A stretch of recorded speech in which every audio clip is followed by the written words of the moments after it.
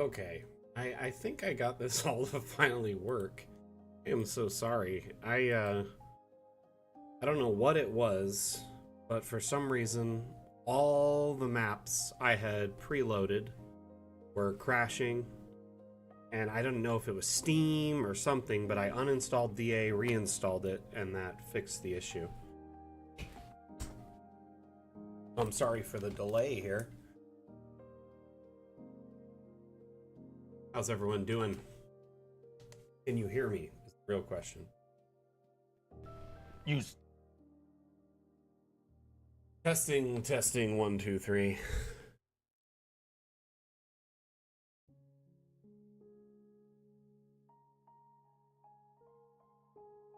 Hey, Sack, how you doing, buddy? Can you hear me all right? Because I've been having tons of technical issues this morning, so I'm hoping this is working at the moment. Okay, hey Atlan, thank you for being here. Appreciate you. Riot Girl, hello, hello. It is a beautiful map, isn't it, Sack?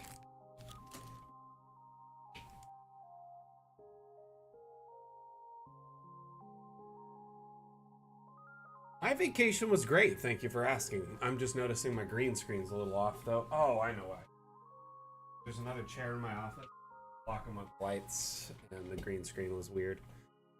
So, welcome back to another edition of the Damn Challenge. My name is Mac. I have missed you all very much. I've been away for a couple of weeks on a little staycation. Was hanging out at home, just kind of doing my thing, getting stuff done. Did some stuff around the house, hung out with the family. You know, just some random stuff. Hey, Seisu, how you doing, buddy? I'm glad to see you here. I was worried I'd never see you again.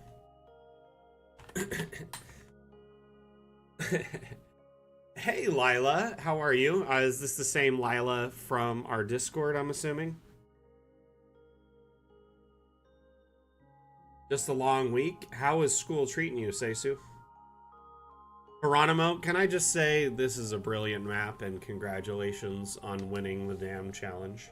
There was a lot of really good entries, so it was hard to pick, but this one in particular really stuck out because of this just amazing, like, setting piece.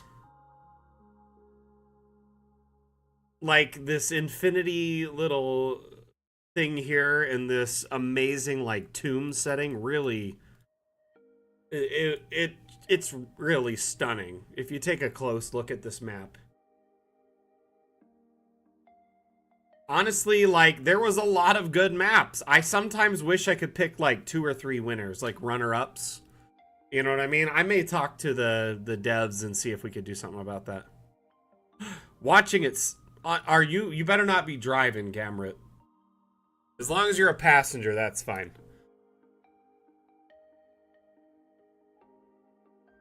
Maps in a snap.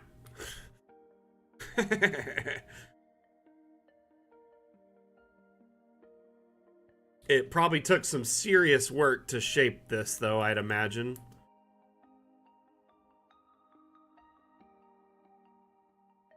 So I'm really sorry for the delay in start. My DA was giving me all sorts of issues. I think it was something to do with Steam. I probably could have just waited and it would have worked, but like none of the maps from the workshop were loading. And I had preloaded them yesterday, so I was confused. And so I uninstalled DA and reinstalled it, and then it worked. Ah, you're the passenger now? This looks like it would be an epic Mario Kart map.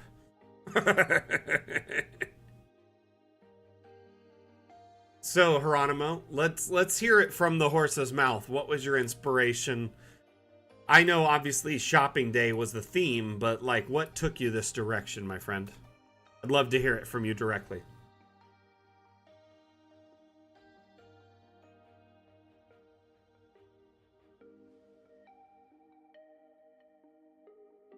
Hey Coco, how are you?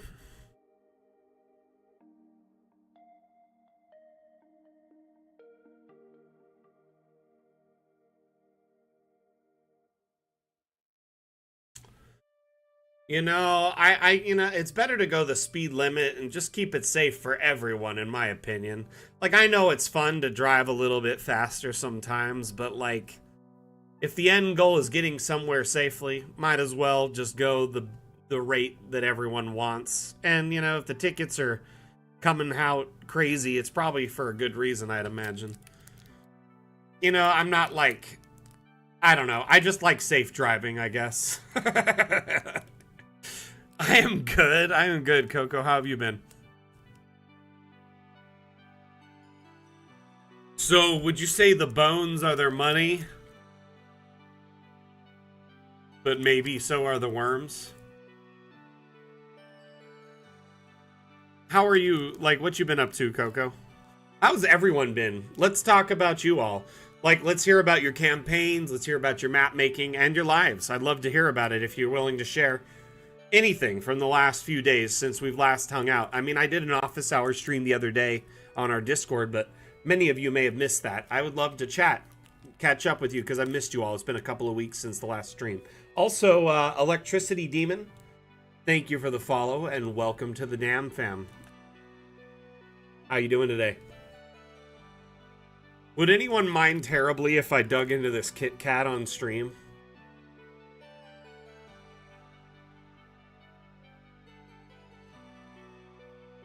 I just want to, like, absolutely destroy this thing. I know some people get all weird about eating on stream, so...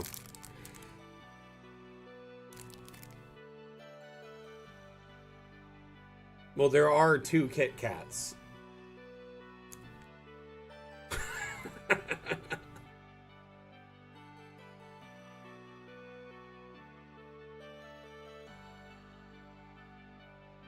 My headphones are green.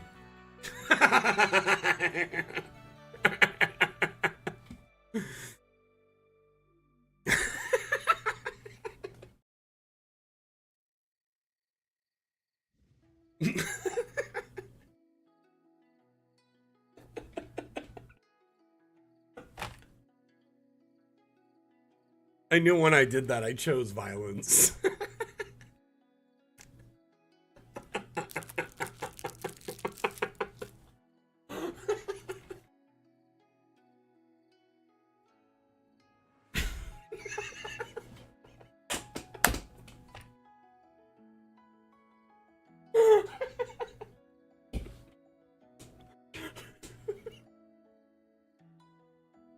No, I don't even peel it. I just bite it.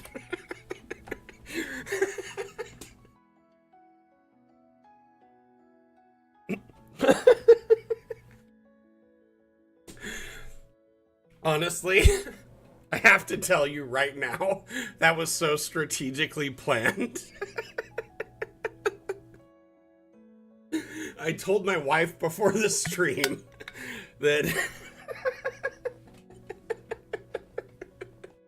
I'm dying right now, sorry.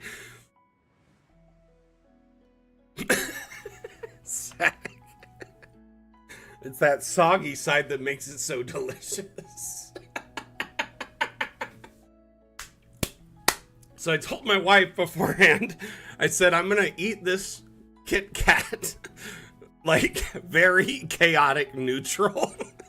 I'm just gonna bite in it right in the middle without splitting it in half first. And I wonder what people will say. So you can say I baited you a little bit. Man, that killed me.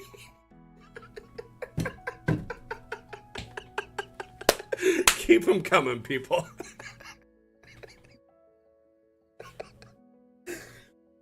I missed it. If it's planned, it's chaotic evil, fine. You know what?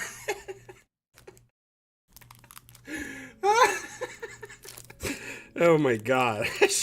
I'm dying here.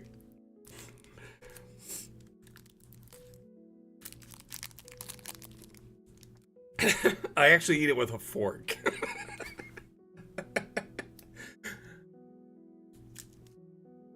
I'll do it again just to spite you.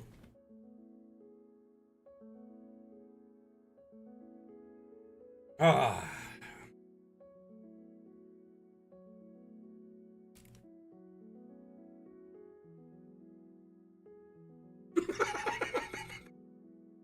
That's the last Kit Kat, so it's over.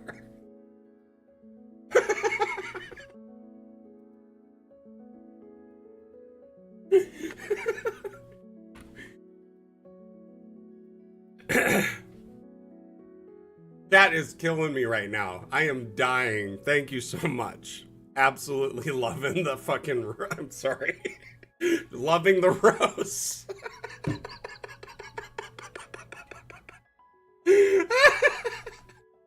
You guys are absolutely hilarious today, killing me. Oh my goodness. Ah, I gotta compose myself here.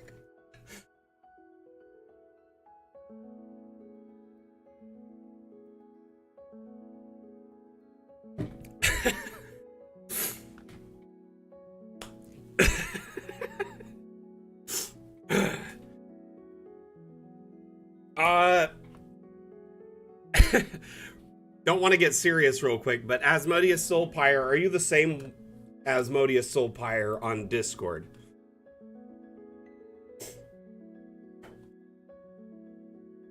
The reason I ask is your entry for the Dam Challenge, I didn't see it on the workshop. Is it on the workshop somewhere? Because I would love to have it on the stream today, but I don't see it on the workshop anywhere.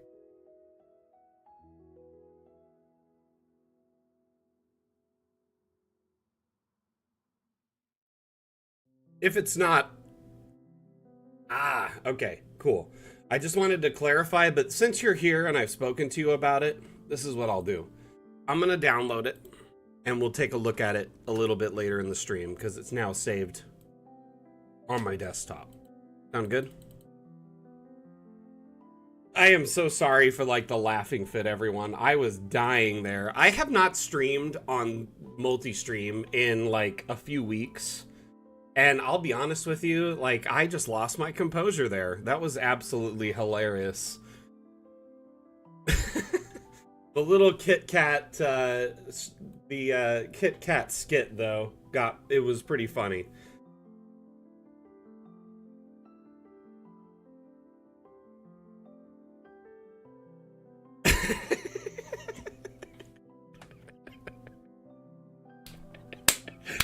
You know, it's funny, like, I think it's hilarious how people are getting so triggered about Kit Kats.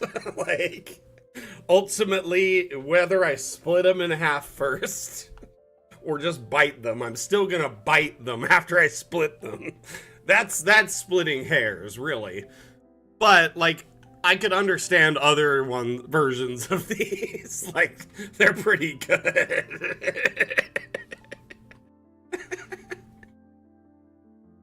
I don't know. Ever since Kit Kat started carving their name into the chocolate to steal chocolate from us, robbing us of the chocolate we should get, but their logo is in it, I decided, you know what, I'll just eat it however I want.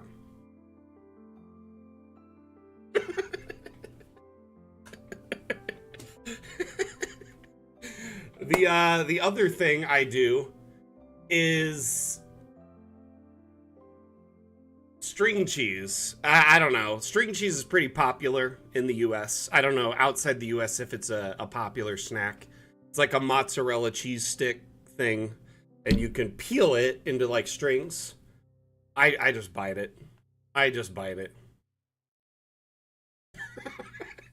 I just started going for it, you know? Okay, I got way distracted from the stream, which is maps. You've never had string cheese? Oh my goodness. So, first off, string cheese is so good. I feel like some people around the world haven't tried it because it's not necessarily commonplace outside the US. I don't know. I have a few friends, like even German friends, who've told me they've never heard of it. So I don't know.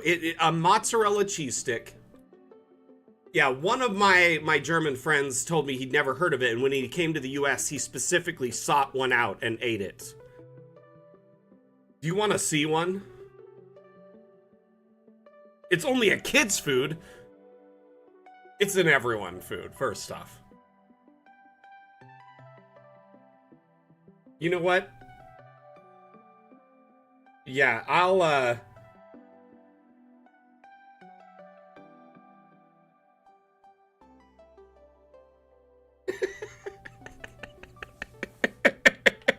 it will I'll show it to you. I probably won't eat it.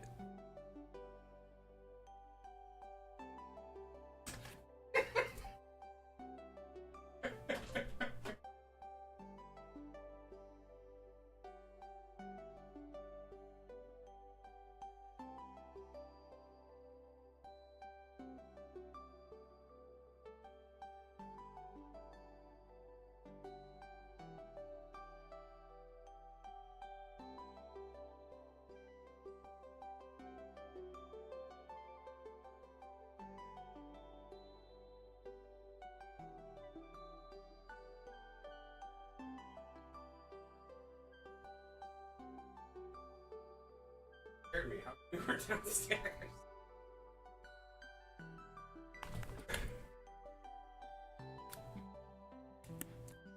This is a string cheese. It's in a package. But this is just a small, basically like a cylinder of mozzarella cheese. Boy. You're right, Rue does get some string cheese sometimes.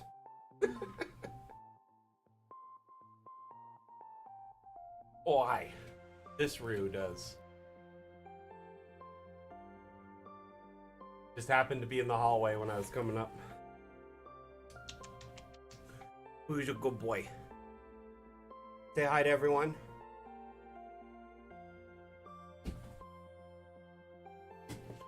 Okay, so string cheese. Comes in a little plastic package. You can peel it, open it. Yeah, he's a good boy. He's a good boy. That. Bagel. Bagel? Yeah. Give him bagel? What do you say? You say. What that? Speak. He won't speak when he's being held.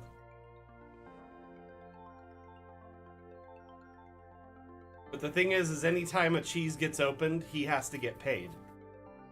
There's a cheese tax in this house.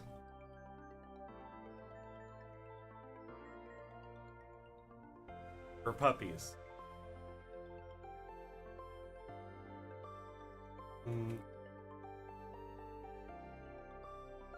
The cheese tax. Yep, you know, Coco.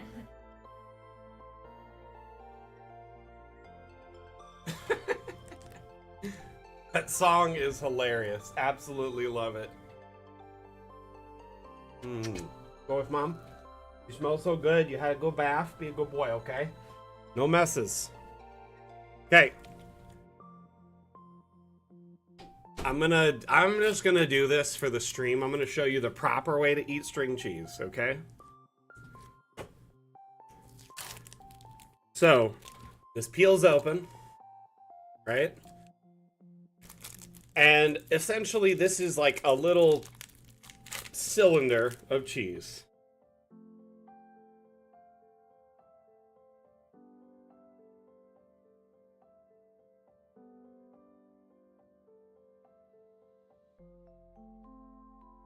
Sorry, just got a message.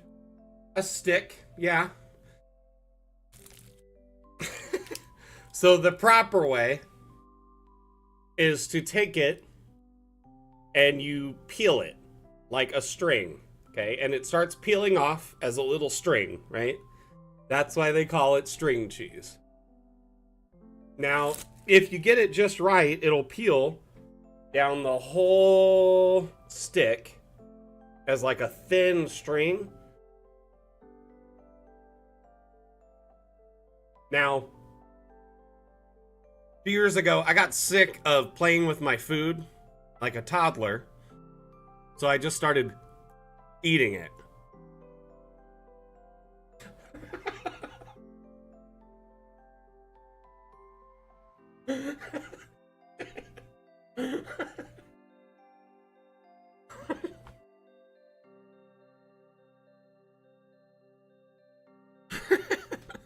Right, Chris? Right, Chris?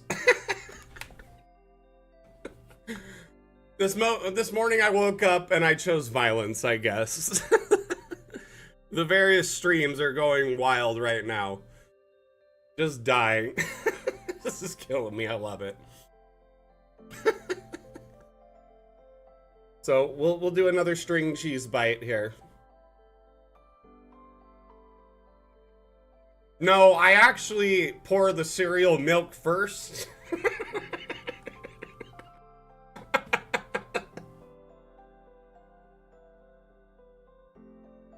That's a joke, by the way.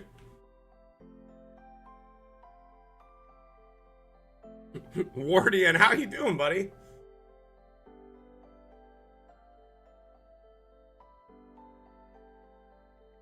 See, I'm getting used to the various threats and jokes. I know what you guys are throwing at me.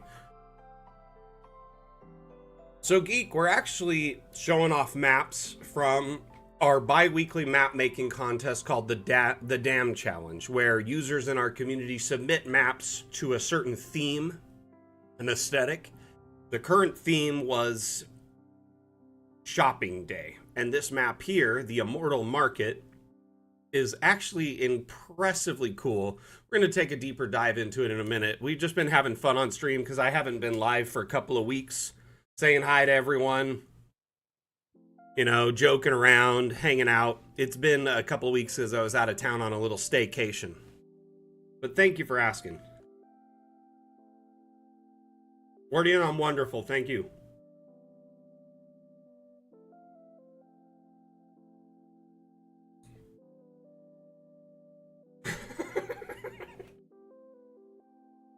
Anyway, that string cheese is gone now.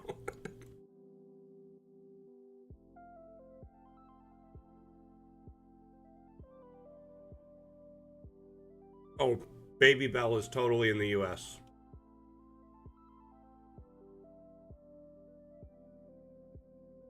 Well, thank you. Thank you, Geek. I'm glad you're enjoying it. You bought it because of me specifically? Well, that's lovely to hear. I'm glad to hear I, you know, at least sold one copy in my 2 years as the community manager. What I do is I roll up all the red wax into a ball.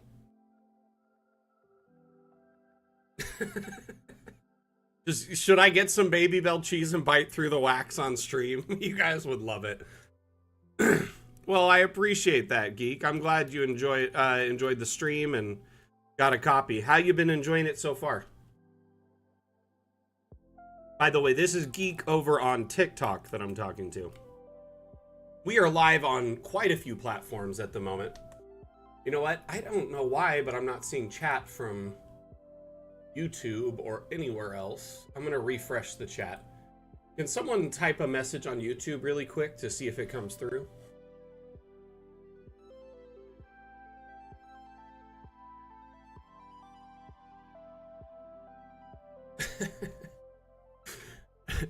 Warning labels are just a challenge for me. Glad you're enjoying it. Are your players enjoying the maps so far?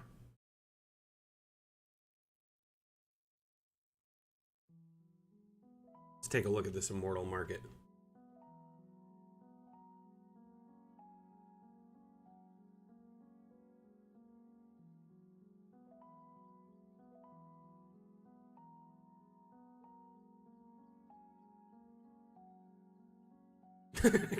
Chris, I can't believe I missed your message. Chris says, I eat corn dogs stick first because I like to save the best for last. This guy knows how to do it.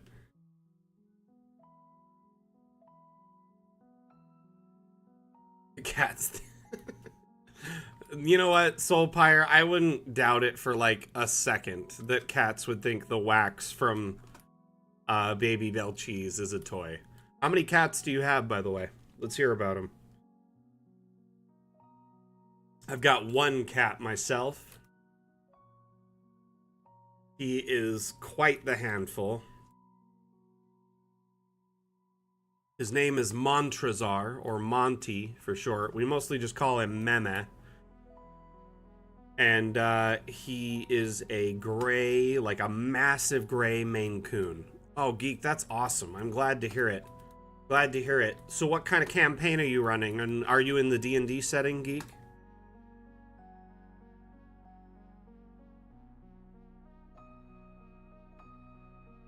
Riot Girl, like, I mean, I could if you wanted me to. Like, if you really want to tempt fate.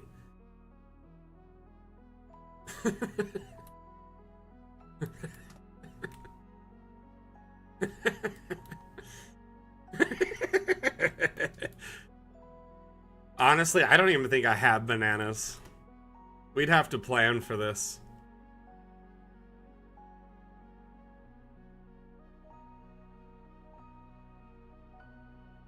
I think that this build is just beautiful. But what I really love, just like, there's this beautiful, you know, infinity set piece with the, like, random shops. And then on top of that, it's set in this just lovely, like, what feels like, I don't even know how to explain it. Like a backdrop, so to speak, that just encapsulates the whole market.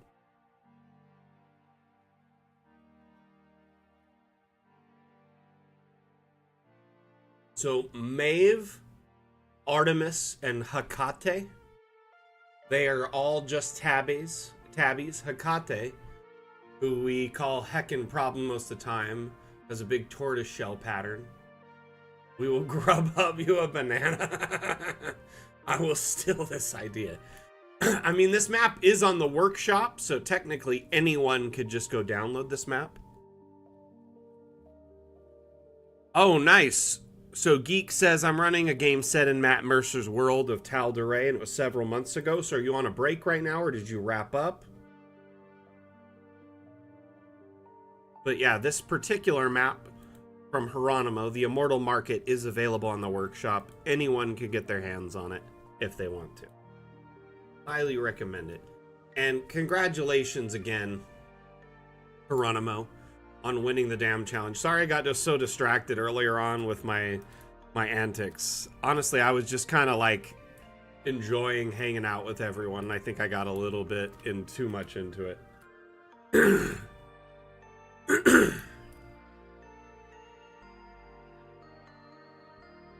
You'll steal the bookshelves? Like while you're here shopping, you're gonna take them all?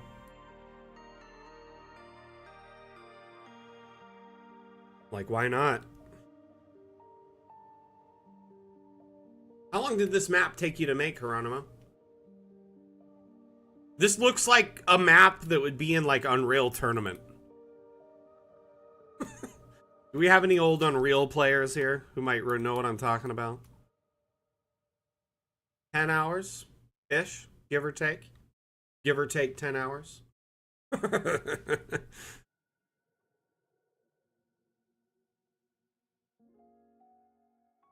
It's a beautiful map. The lighting primarily, mixed with just the well-done aesthetic. Man, how did you get this so well, like, shaped? Did you use a trace layer to shape this?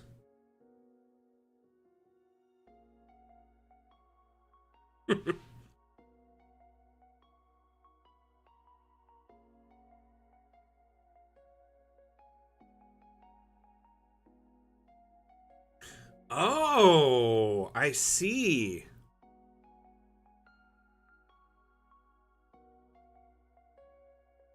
Two half circles. I get it. I get it. No, that makes sense. That's really clever.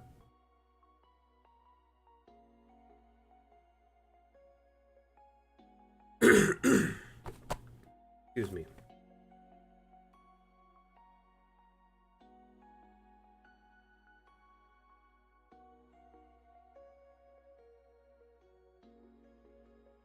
So it's kind of like Snowpiercer, but Zombie Piercer more than that.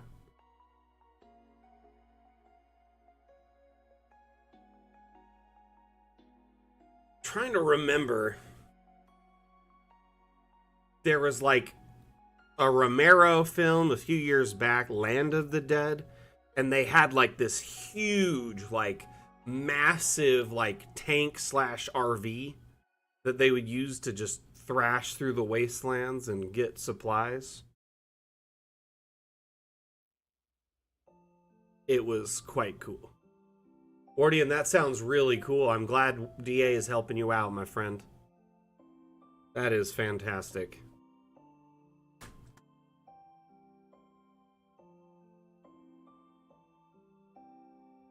I imagine this took some time to get it just right, but it looks amazing. The symmetry is beautiful.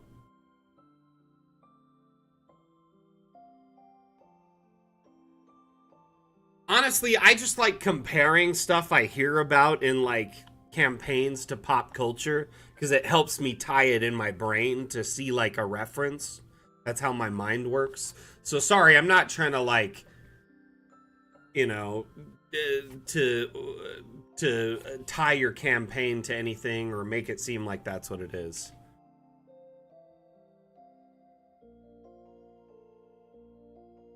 Again, Hieronymo, congratulations. We're going to move on to the next map, but this one's fantastic. So let's start at the top of the pile here. We got Sack, who always makes amazing maps.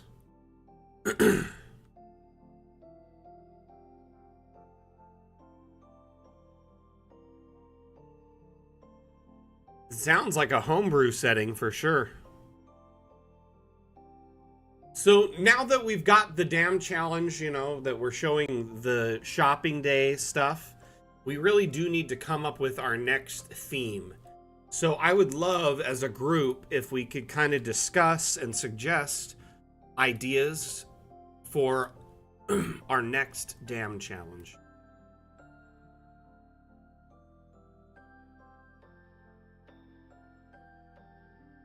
Brilliant. I was going to say, how did you pull this off? It's one item that all rotates.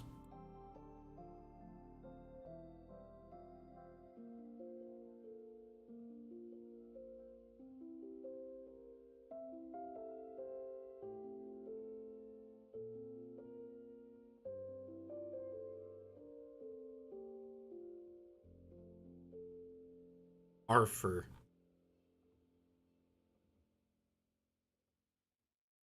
Sack, are you still around, my friend?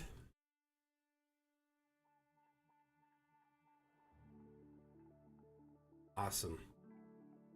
Would love to hear your feedback on this.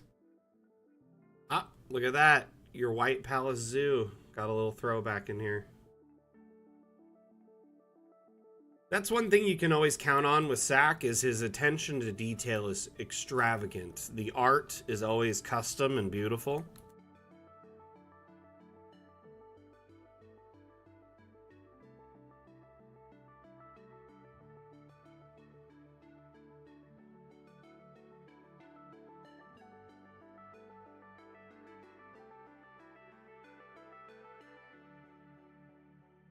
Ah, yeah. You asked me if I'd seen EastEnders before, but I've never seen it, so I'm like, I don't know.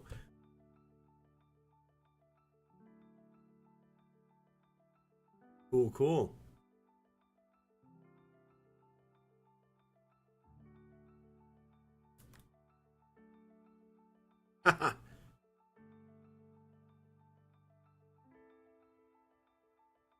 Wrapping up the fish in the newspaper, right?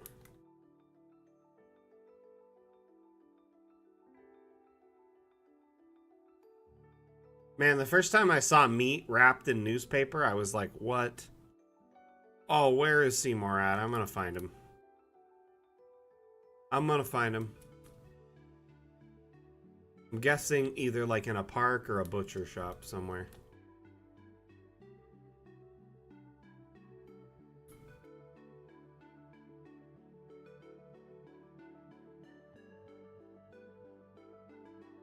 Oh, no, the laundromat. That's right. You showed me this. No, I just figured he'd be there trying to get a snack. That or, like, the cheesemongers. There he is, hiding out. Davo, man, thank you for the kind words. Welcome, welcome. How you doing today?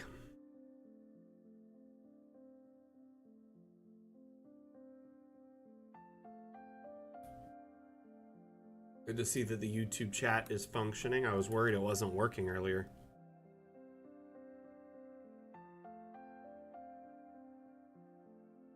Or is it Davo Man or Davo Man?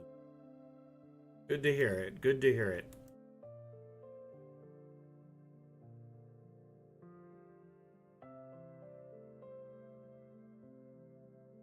Lovely little pub here. Got the Cheers aesthetic going on.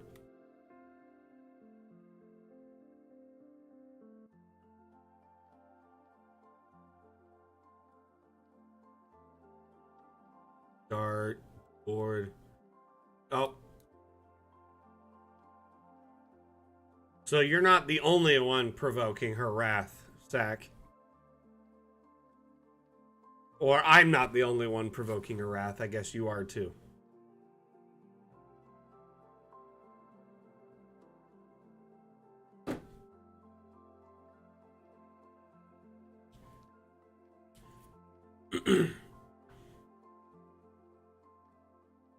Man, all these throws and only one triple 20.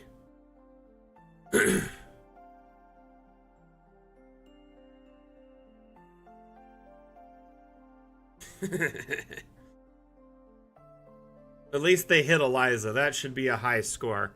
You instantly win the game if you kill her. Through the heart, of course. Eliza is one of those objects in our community that you either love her or you hate her.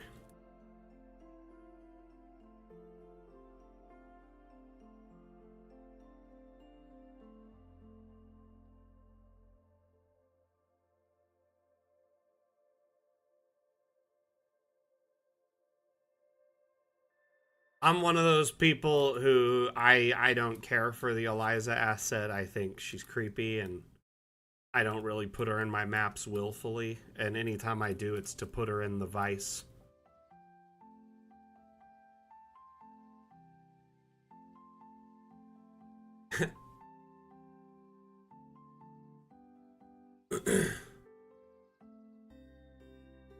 So Davo Man on YouTube says, I'm looking for people who can do commissions. Where's the best place to go? So, I mean, you may want to reach out on our Discord, at least in like the off-topic section or something along those lines. There's a few creators in our community who do commission work.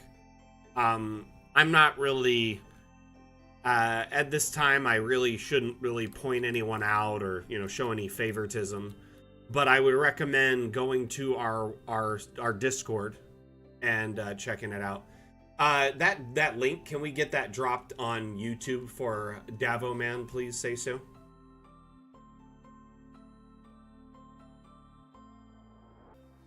I really like this shop here. The fish, though, in the sweets area would definitely be off-putting for me. That link there, Davo Man, if you follow that, that should get you set up with our Discord. And you can hop into, you know, our off-topic or create a question thread.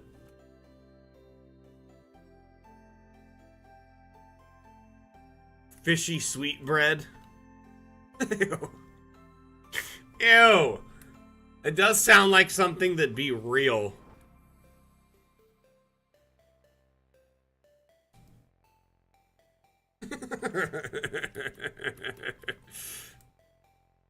Soulpire, you're killing it today. So, your cats, one of them's a terror and the other two are pretty well behaved. Is that how it goes? Eliza's a darling. I've said before I have a doll similar to her.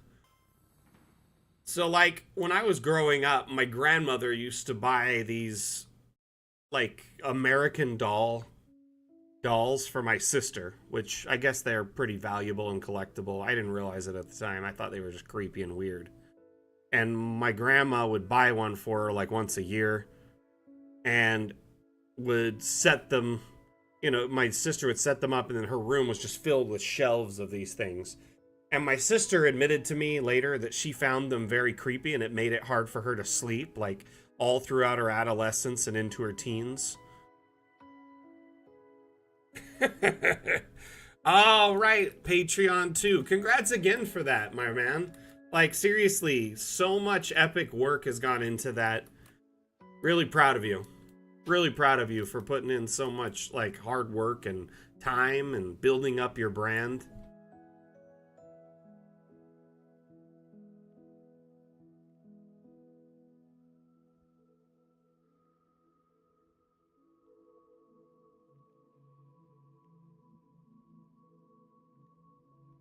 Fair enough, Davo. And I mean, if you work with a talented creator who's also using Dungeon Alchemist, it'll probably work in your favor because you can pop the maps in, make final adjustments, or, you know what I mean? Use them however you see fit on the end. Let's take a look at this market here from first person, because I feel like we can't really appreciate it unless we do. I really like checking out market stalls in first person.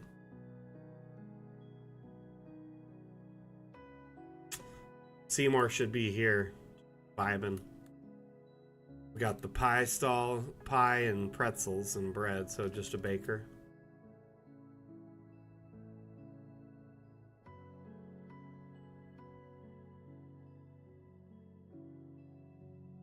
Ah! Get away. There's tons of Elizas.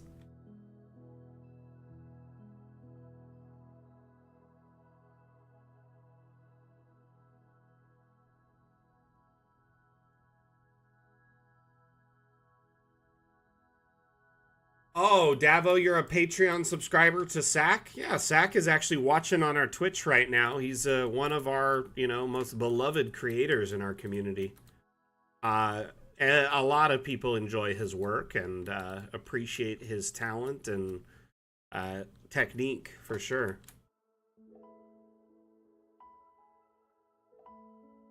I don't know if he can see your chat over there, but he says hello. And Lucia, thank you for the sub here on YouTube. Yeah, Sack also shares hundreds of assets on the Steam Workshop. So if you ever, are browsing the workshop and you are checking out assets, if they say like that, Sack on them, Sack, that's from him. He loves to share his work with the community. Zach, you did a brilliant job on this. I really love it. The attention to detail. Ah, Lucia, you're Lila on the other streams? Gotcha. Good to know. Good to know. Well, thank you for the sub over here either way. Appreciate the cross support.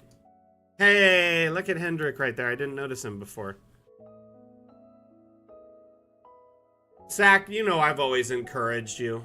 I feel like since the get-go, since I first met you on Reddit, I've always been like, man, you are gonna do great things. Oh, look at Seymour hiding there in the sign. From like the get-go, when I first met Sack on Reddit, I saw one of his maps and I was like, oh my gosh, this is brilliant. You should come over to our Discord. And he's like, I don't care for Discord. Okay, well, can I share your map on our Discord and our social networks so people can see it? Because I think it's brilliant. And slowly we talked and I encouraged him to come around, and then he comes over to Discord, starts sharing his work, and now, and I remember when we first had the asset importer, I was like, man, if you made 3D models, you would take your builds to the next level because you could add so much customization. He's like, oh, I don't know. Now he has like some of the most assets on the workshop. Love it. I love it. I won't take credit for all his work.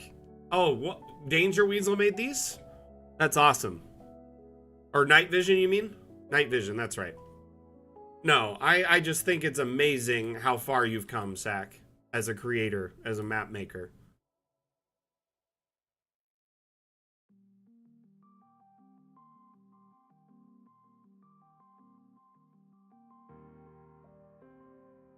Okay, I gotta get in first person to read this.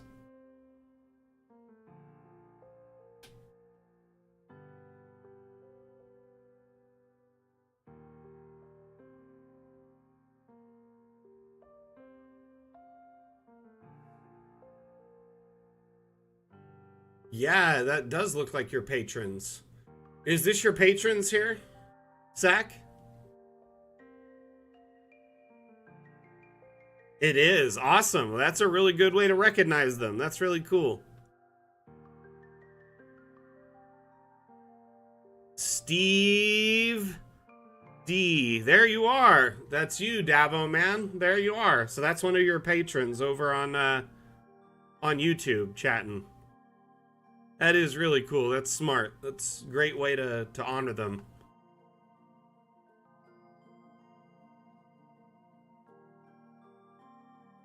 Okay, on to the next map. Got a lot of maps and not much time, so we're going to just start chugging through maps. You know what? We've got Soulpire here, and his map, I'm pretty sure I downloaded it to my desktop. Let's just open that one up. This one's going to be a complete... Oh, you published it too? Awesome. Well, I'm going to open it either way.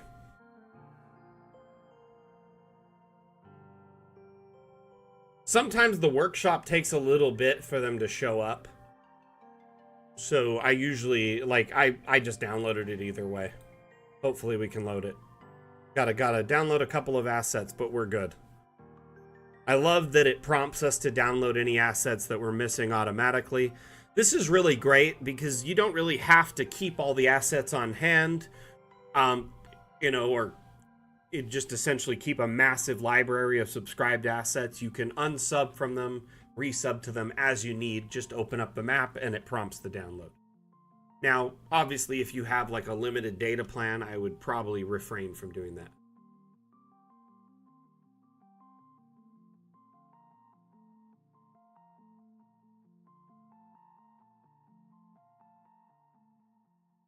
Market Street. Oh, clean. This is like a little cross section of the Market Street. No, that makes sense. Okay, so Soulpire, can I ask you what your Discord, or what your, not your Discord, your Foundry export settings are? I know it's usually best if you're playing online to keep your maps small, but I'm assuming do you export with a high DPI, or do you do animated maps?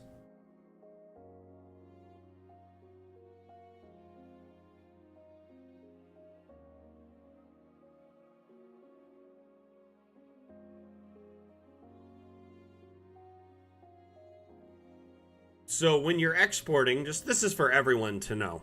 You have several options here when you export. Gotcha. Cool. I'm glad you're doing 72 DPI where possible. And in fact, I recommend this, but not just me. Most VTTs recommend 72, like 60 to like 90 DPI is what they recommend for most of their stuff. 72 is kind of like in the pocket, the gray Goldilocks zone. I know it says low quality. That's relative to, say, a print. Like if you're printing it, yeah, that's a low quality. But on online, that's ideal because it will keep your dots per inch low, you know, roughly half or 1/5 of the very high. And as a result of which the file sizes are smaller, which means they load faster for your players, or, you know, and in some cases, these may not load at all in these higher DPIs. So I highly recommend for virtual tabletop of any kind, whether it's Foundry, Roll20, Fantasy Grounds, unless you're keeping the maps really small and trim like this, best to stick to 72 DPI. You can usually squeak out a 150 DPI if on a smaller map. But remember, you want your players to enjoy their play experience, and you're kind of trying to set up the production of your game. And if it doesn't run for one player, that weak link in the chain, not able to play, not able to enjoy themselves, constantly reloading, it's going to ruin the experience for everyone. So it's best to just kind of keep it at a low average.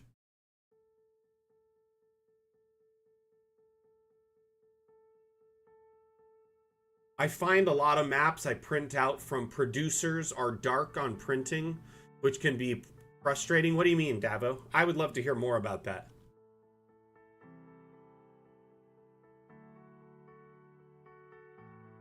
And the thing is, Asmodeus Soulpire, you got to find that sweet spot for your group and your system. Everybody's computers are different, internet, ISPs are different, locations are different. So, if your players are all roughly in the same area, it may make it easier versus if they're all over the world. If you have a very powerful computer, great, but if you're playing it from like a laptop, might be troublesome. Yeah, exactly, Asmodeus Soulpire. So it's probably best to just balance it for that player. And the thing is they're going to be grateful, and all your players will be grateful. Another pro tip, Asmodeus Soulpire, is to always, if you're doing an animated map, also export the still image version of the map. Set up a scene in Foundry of the animated version, and then a backup scene of the still version. That way you can try the animated first. If it doesn't work, load everyone into the still. That way the still will almost always load 100% of the time. But the animated probably not. You know what I mean?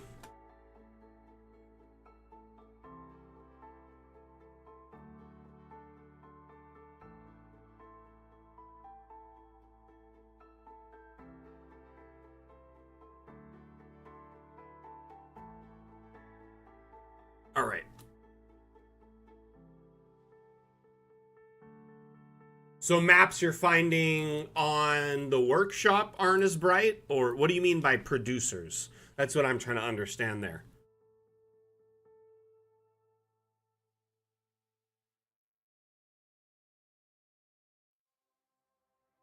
Chronicle Move, how you doing? Welcome back.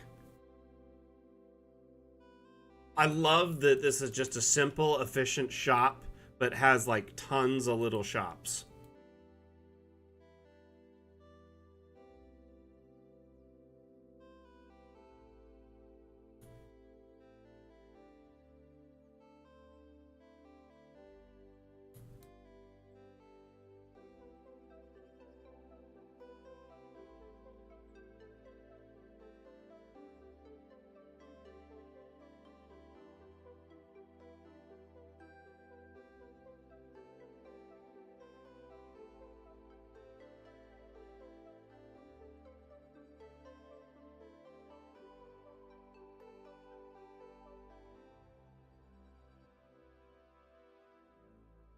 The green border is just a setting in my DA.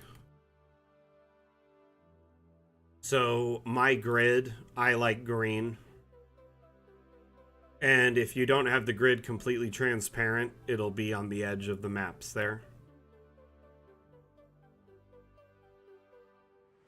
I did. Thank you for asking, Chronicle.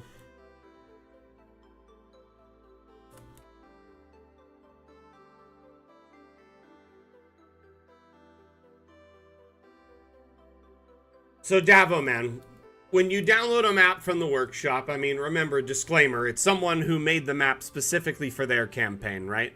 And so it may work better for their setting than yours. Hey, thank you for the likes, TikTok. Much appreciated. Much appreciated. The other thing is you can always open the map in DA and balance the lighting before you export it. So if you find a map that's too dark, remember, you can add some lighting sources to it. Additionally, your export settings can make all the difference. One thing I've noticed is sometimes people forget to render the lights. So here it says render lights and image in export, only render lights. In image, only export lights to VTT. So depending on your settings, you may not actually have the light imagery in it. That could be one thing. The other is you can always just add lighting to it like we discussed. And then lastly, if you're in like a setting, say, that is somewhat dark and you're not happy with the darkness, like this, for instance, go into the lighting panel here, open this little hamburger on the side. That's where the advanced lighting settings are. You can turn up the brightness or change the position of the lighting. It helps tremendously. Depending on the time of day, it can make all the difference. Yeah, the lighting panel is your best friend in a lot of maps. It can really drastically change a map. Like, look how different this map looks when I change it to purple. Just a quick click, and it's now like a drastically different map.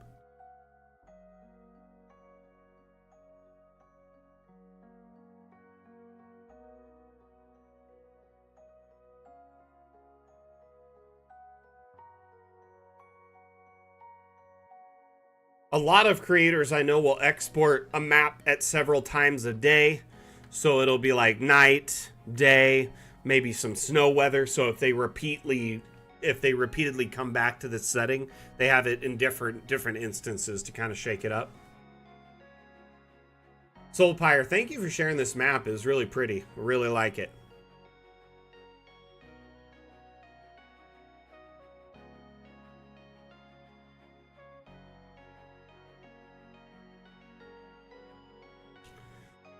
That's kind of the best part of these streams, Lila, is you can learn a lot from them.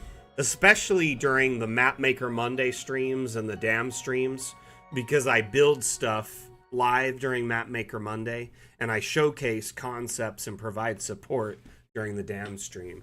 During these streams, you can still learn quite a bit, but we're mainly showcasing other people's maps. So typically you'll learn like techniques they used in their maps or stuff like that, you know? Always learn something new, right?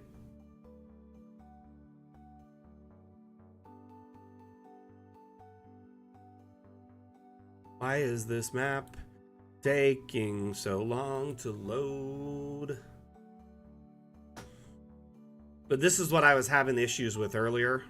It would just sit forever and ever and ever and ever, but it would like go to download the assets from the workshop again and again and again, even though I already had them. We do this, they can go to download them, could do this, go to download them.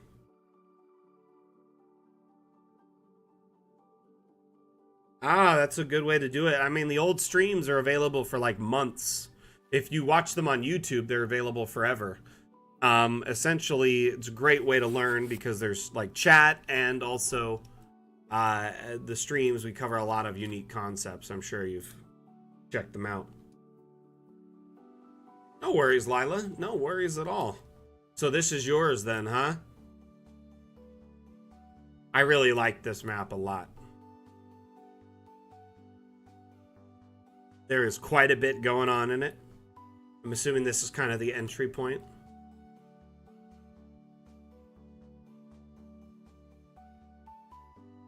Okay, so what we're going to do is we're going to drop into first person and we're going to go explore.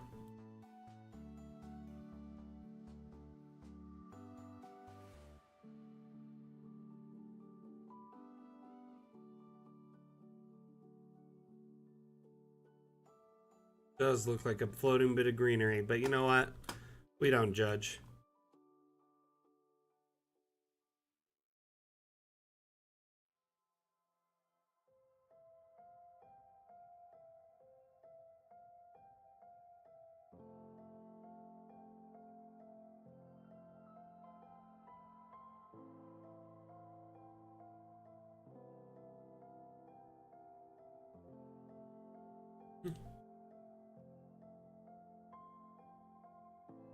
Good color.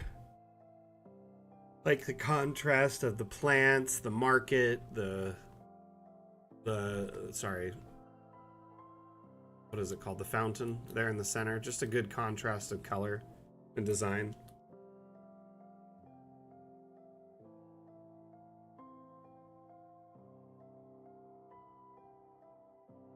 So Lila, how long did it take you to make this one?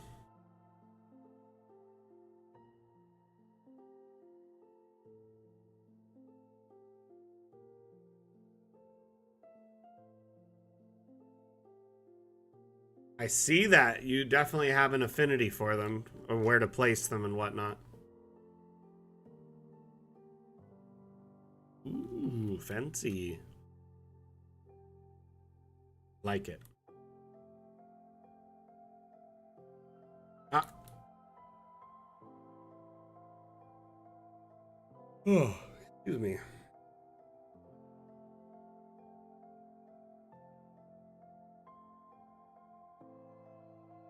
My sciatica has been flaring up the last few days, and I have not been able to sleep well. Despite this, though, the show must go on.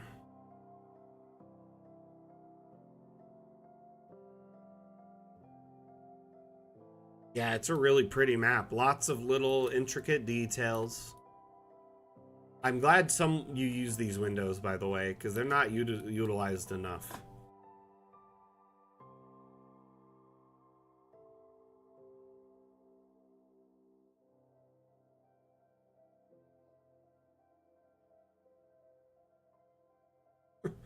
So Pyre, that's one way to get the assets you want, right?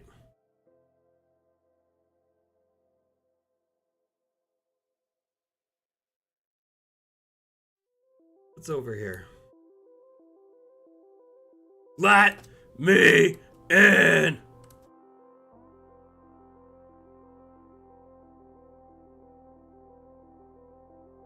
I like the mushroom farm.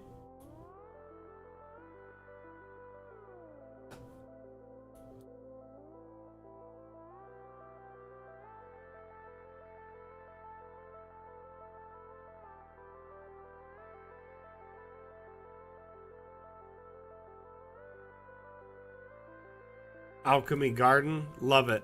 Fantastic. I think Mushroom Farm as a name still can work as an alchemy garden. I stand by my term.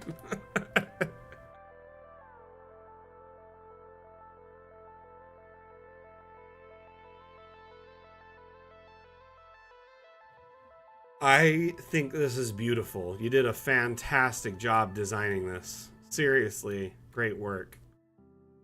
The layout of, the furniture and the plants, all the various, accoutrements to really flesh out the design.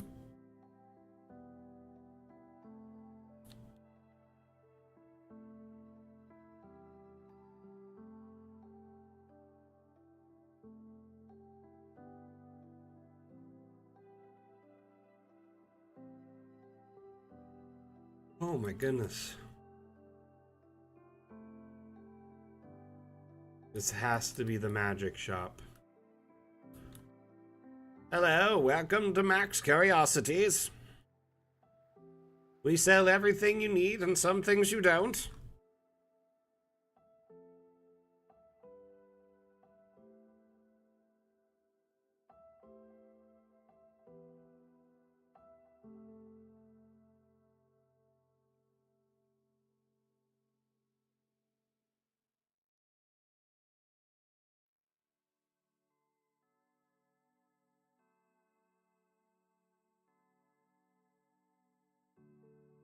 I don't know why, but on my first pass of your map, I completely missed this garden. Floating roads, why not? We're in a magic shop, yo.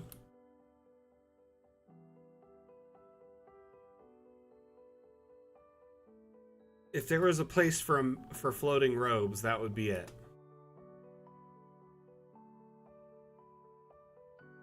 I love the statue placement.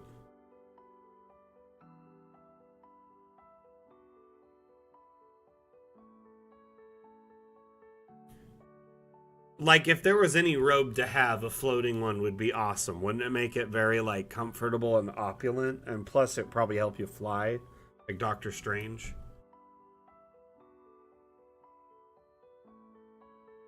Is this a teleporting station? I can't get up the ziggurat, but I want to see it. Stelio!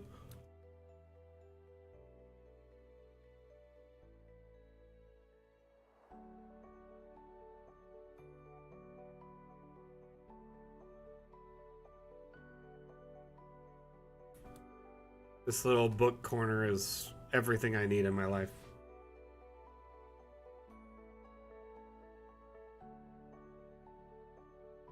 What you could, it's probably because the collider of this is like a box on the object, so it won't let me up. You could put some like stones under each of the ledges that are exactly like our stones. Like, see here. We go to structural stone platforms. Maybe something like this could work. And then we just kind of put it seamed there and disable collisions. Drop it. There.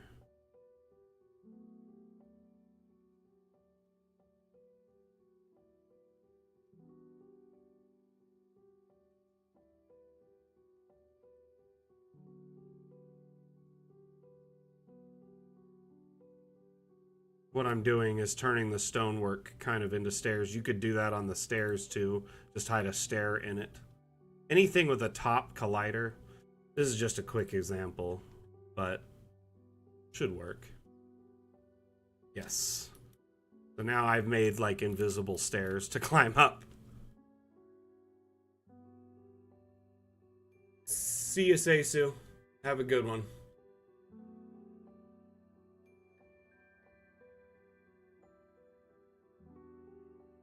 Thank you for being here, my man.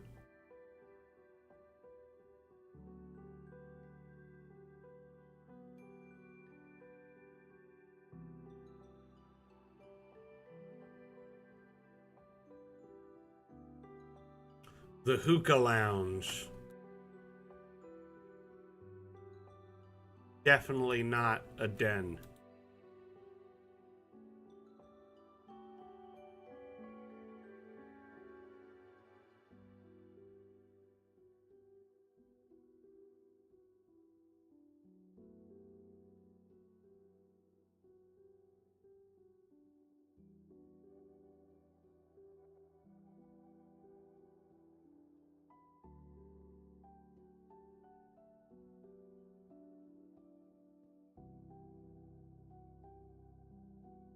Who knows? Maybe someday. Alright. We're gonna go check out another map. Thank you so much, Lila, for sharing this. Absolutely beautiful.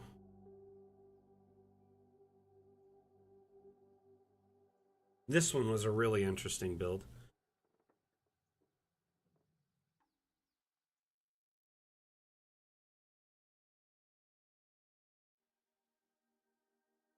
For those just tuning in, my name is Mac. I am the community manager for Dungeon Alchemist. Today's stream is called the Dam Challenge. We host a bi-weekly map-making contest where our community members are encouraged to make and share maps following a specific theme. The theme of this Dam Challenge was Shopping Day, and we've had lots of amazing and interesting entries following that aesthetic. While we're streaming today, I would love to try and come up with our next theme, by the way. So if any of you have suggestions, ideas, feedback, please let me know. I would very much love to come up with a new theme soon.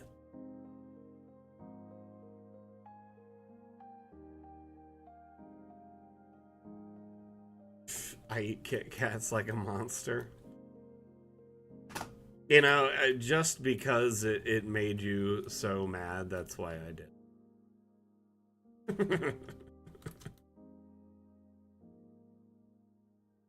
Why not? Monster's Lair could be good. That's actually pretty good. Lair is more general. So it could be a monster, it could be, you know.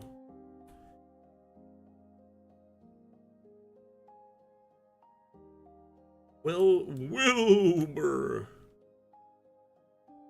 Snack and go. Ruby's robes.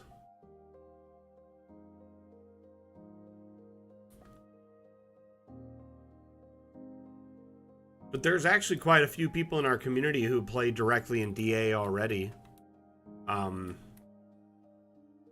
There's even people who play online who run their campaigns in it, and they just kind of move their players' tokens or do Theater of the Mind settings with it.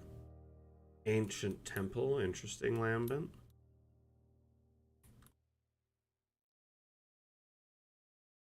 I was gonna say Wilbur lacks weaponry. He has lots of shields.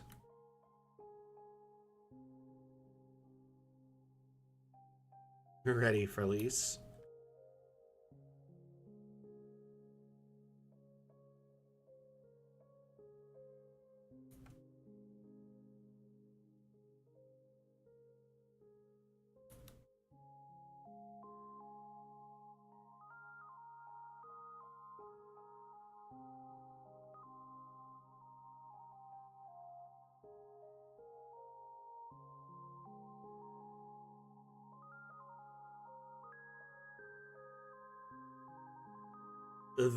The patinaed metal. Yeah, it looks really good, doesn't it?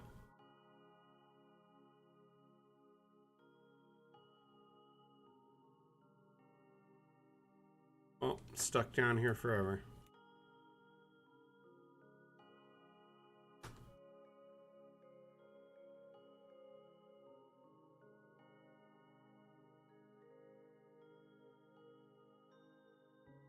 Say it's so bright in this map, and now I know why.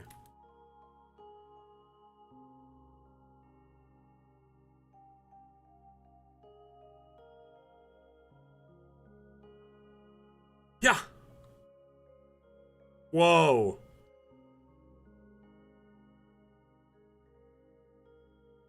This is a bookstore.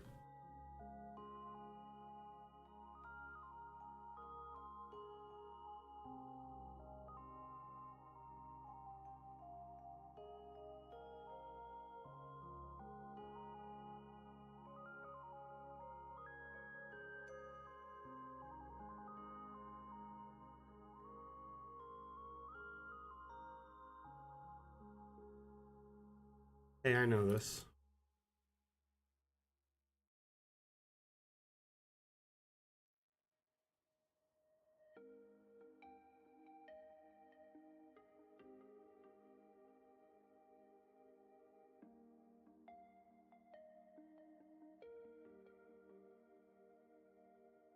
You are here.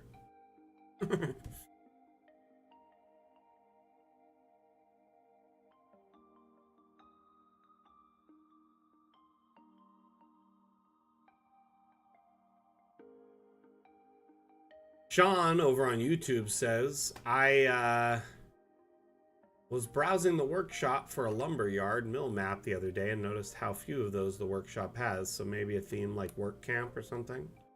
It's an interesting concept to consider. Is this the food court? Kind of looks like it.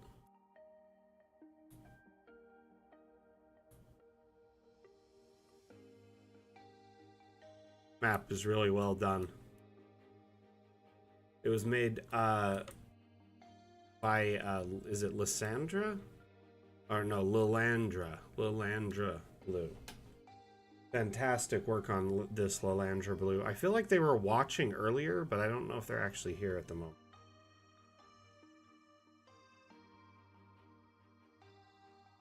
I do think more like a... And I love that this is all in space, basically. Or in the Astral Sea. You can pass through the doors? Oh, good to know. Try.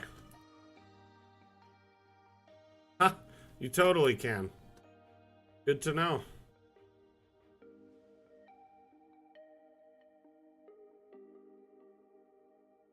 They have no colliders on them? Interesting.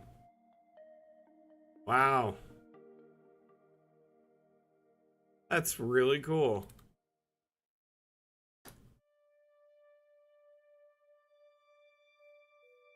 Lilandra, how long did this take you to make, if you don't mind me asking?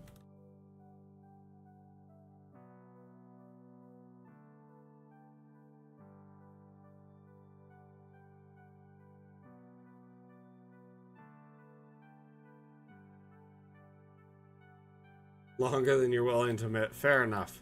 I think it's a beautiful map. You did a fantastic work on it. I really like the You Are Here map. Sure, just those graphics took some time.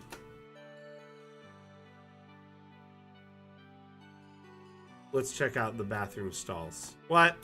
Brilliant.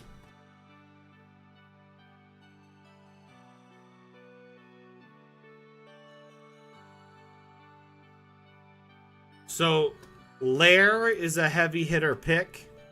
I also like the idea of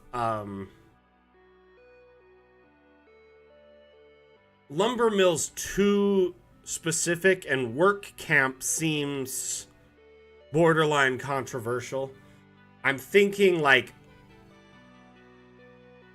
we could say something like like a hard day's work, or like I don't know. We'll figure out a theme with that. Right? Doesn't it look really good? Under the glass, it really, really is astounding. Lolandra, thank you for sharing this map.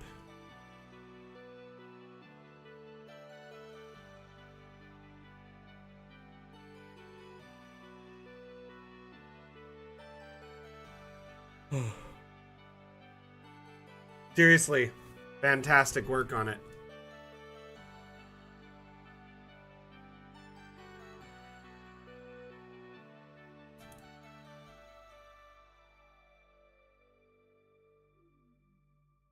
Exotic Market Day.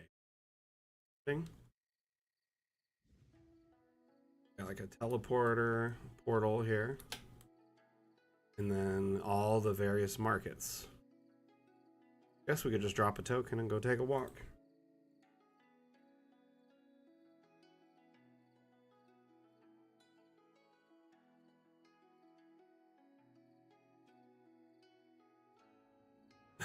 I'm Mr. Manager. Okay, Psycho Machine, we'll read your explanation. I usually like to let you explain it if you're present.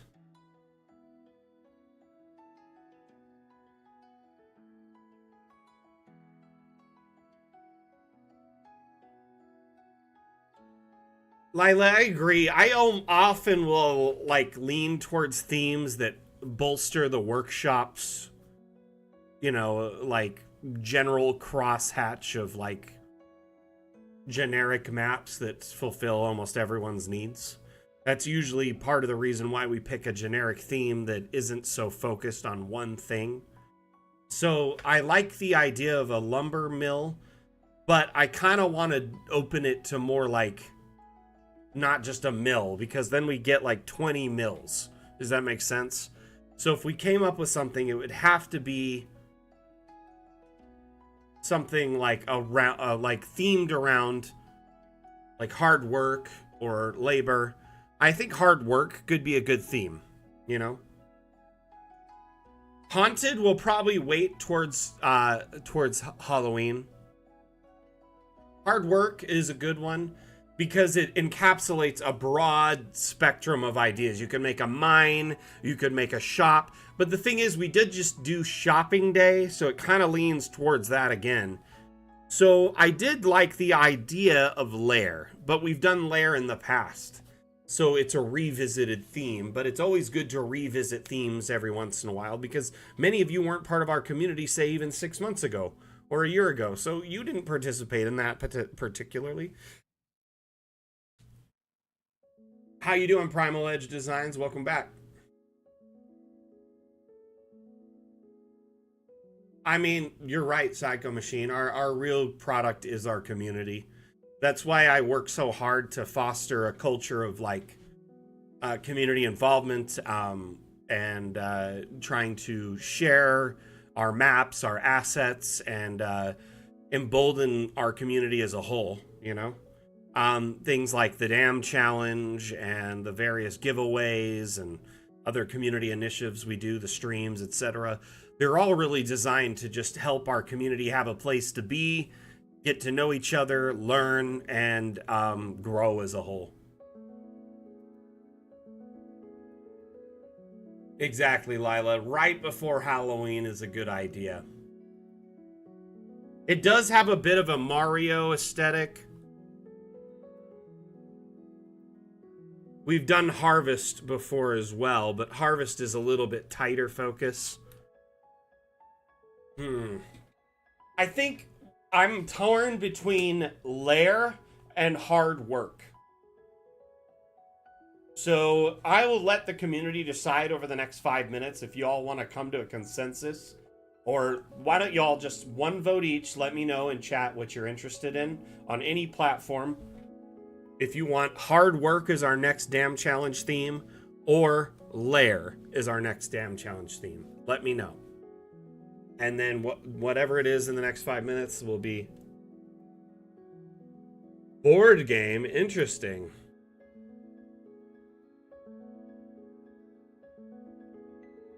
See, the problem, Soulpire, is polls. I can't do polls on Twitch because we're not. We don't have like affiliate, and polls don't work for every platform. So I'm just gonna do a straw poll. Like I'm gonna eyeball it and see what everyone says and go from there.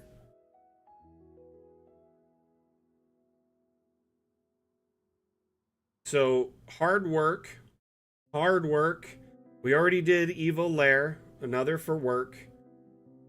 So Swedish Cook, does that mean you want to do hard work?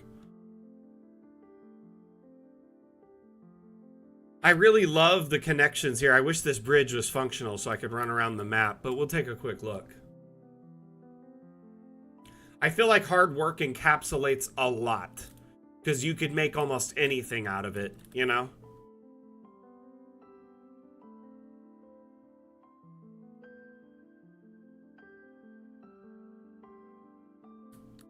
Hey, Sack, I do appreciate your suggestion, though, for the lair one. That one did get us, like, I'm pretty sure was going to be the theme until we got a kind of a more tightened focus on the other one.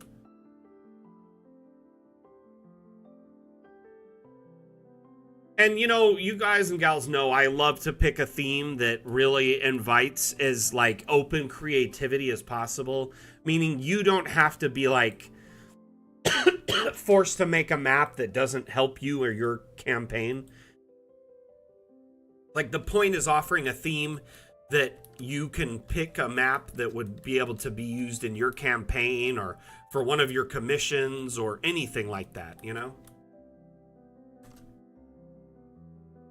Gotcha. Okay, I'll read the description. I'm sorry. I probably should have read it from the get-go. I wanted, I'm pretty sure you said some stuff, but I kind of missed it in the chat there. Vendor, behold my exquisite delicacies, first lured from the mortal realm. There are no ordinary humanoids. Each one is unique, blend of skills and magic, tailored for a vampire's discerning palate. Vladire. Is it Vladire or Vladimir? Vladire. Examining the crystal ball, they seem different. How did they acquire such a bounty? Well, that's the secret, of course, but let's just say they're packed with energy, vitality, and certain je ne sais quoi. Trust me, you won't be disappointed. Examining the crystal ball more closely, I see they're in a bustling market. How did you lure them here? A little trick of the trade, a bit of magic. They think they're just shopping, unaware of the true purpose of their journey. Nodding in approval. A clever plan. I'll take one. Oh my. There is a secret lair on this map. Is that it down there?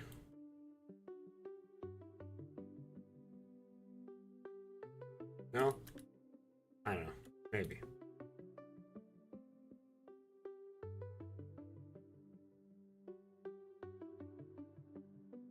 We always have been.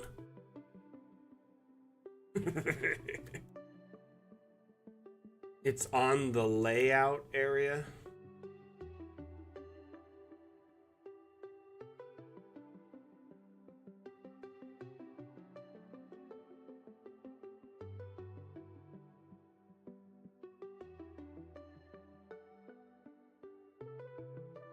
Is this the layout area?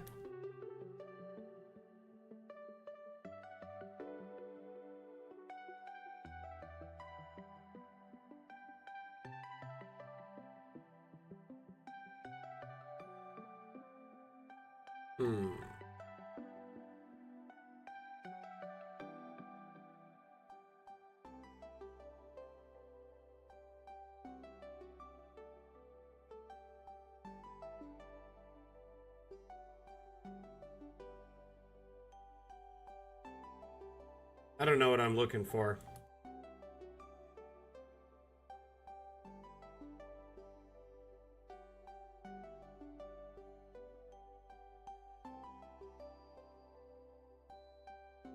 Ah, yeah, like a pocket dimension.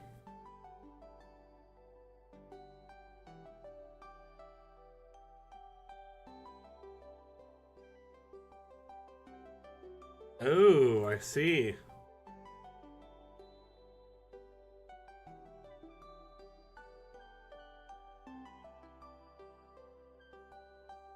Ah, very cool.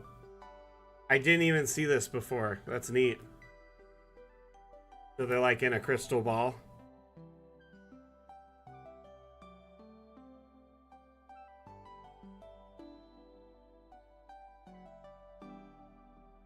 Very good idea. Clever indeed. I like it. So it was in the map tracing area.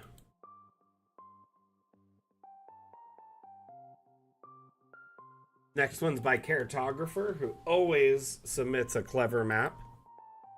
Yeah, that's a good idea. I like it.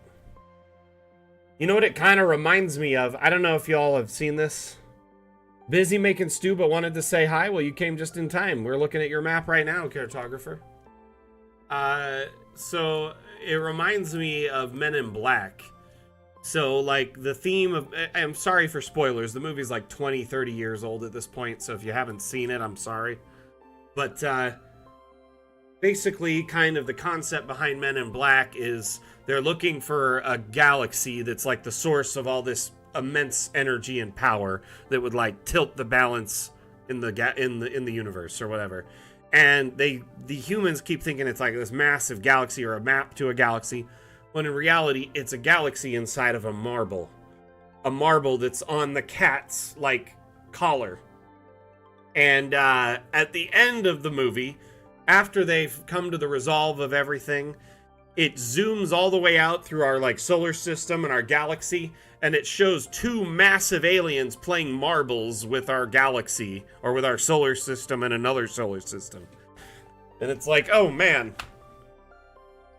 But then you start looking like in a microscope down at like microcultures or down to say like atomic level, and things start resembling each other a little bit as you start scaling at certain points.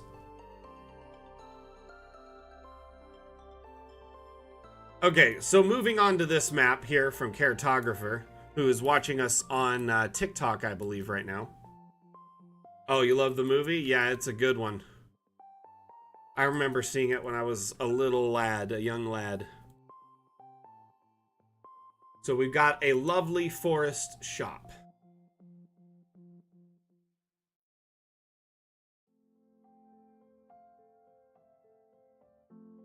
And as you can see, it's nestled in the forest here on the side of the road.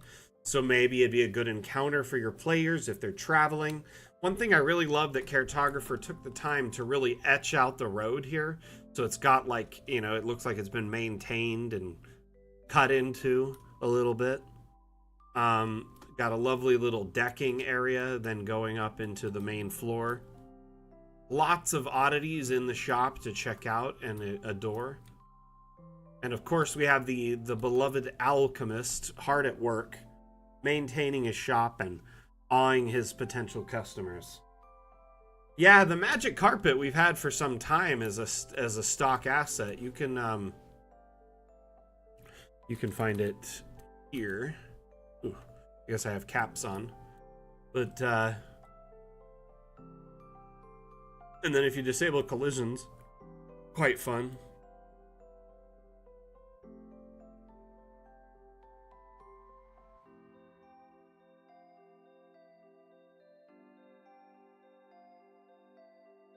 But yeah, for a little pop-up shop, nothing too out of the ordinary, but it's got a neat little aesthetic and a good little shopping encounter for your players. It also could pop off like a whole like intrigue encounter where this guy is actually like evil or maybe has a quest line.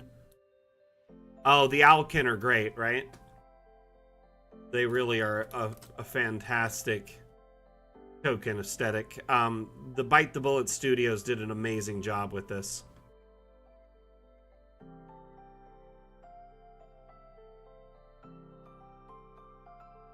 The assortment of dragon eggs.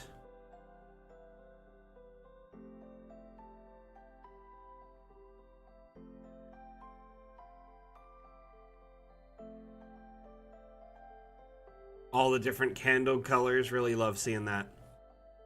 A lot of people don't really mess around with our candle colors. In our last update, they added a bunch of new cool candle colors.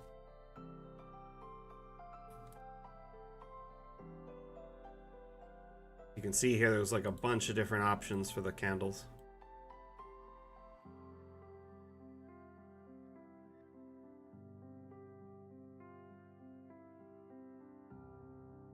You didn't know that, Zach? Yeah, many of the candles actually have new colors. Kind of like how the crystals do, or gems and stuff. These ones, they went through and made sure all the colors look really good on the asset, so they're available. I like it. It's one of my favorite things in the last update.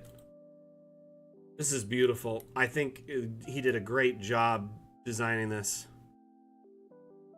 Ah, there's a fairy ring out here. I didn't even see it before. Look at that. You know you're going to derail your entire campaign with that, cartographer. I was in a zombie campaign, like a undead campaign, and we found a fairy ring on a chance encounter and decided to go through it.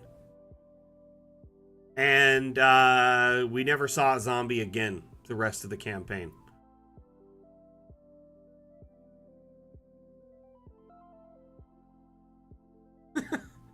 Because we ended up staying in the Feywild for a while. By the time we came back, it was over. So, Pyre, your players need negative inspiration next time they play. They didn't notice your fairy ring? Gassed!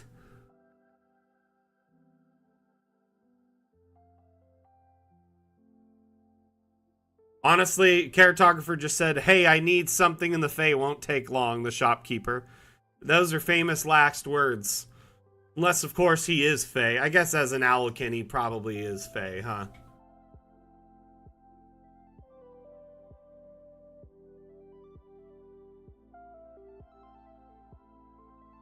This shop is beautiful, though, cartographer. Lovely work. I really love how nestled it is. I'm not gonna lie, you did a great job detailing the shop, but I really love the road and like the staircase leading up to the deck into the store. You don't see a lot of decking done in DA, and this was really well done. So thank you for doing it. But yeah, a lot of different things like these jars, for instance, potion bottles all have different color options. Many of the potions and candles have an assortment of new colors available in them.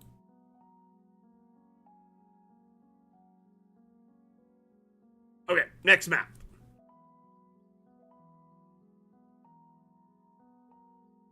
So, Tin Man, who I believe is Zentik, you may recognize from our Discord, has been pushing out a lot of really cool sci-fi maps as of late. Absolutely impressive maps. And I love them because, you know, it's not necessarily like a stock feature of DA to make a sci-fi map. And so Zentik is going out of their way to make something like this. And they have really nailed the aesthetic quite well.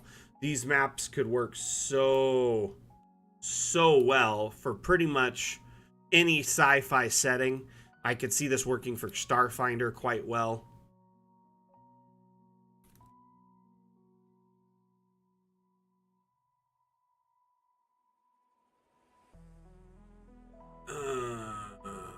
Oh, this one here, the hologram room.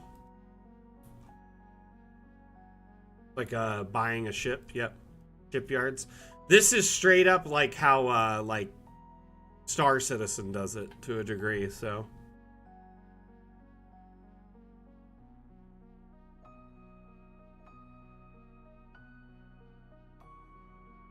So this is just a hologram with a tiny ship of the bigger ships out there put in it. That's really smart. They just shrunk it down till it fit.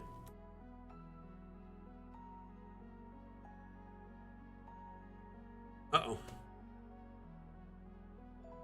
Yeah, unlike Star Citizen, this runs.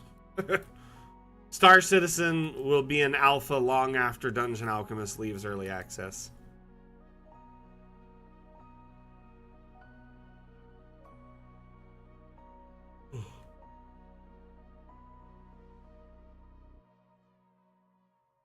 Well, I'm trapped. I gotta buy the ship now.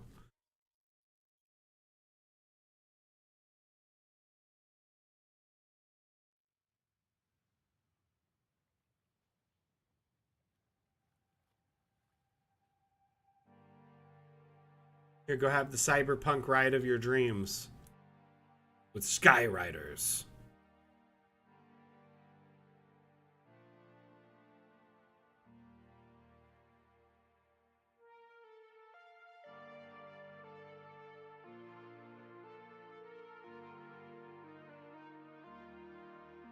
Man, there's people who've bought it. It is the A-Team spaceship.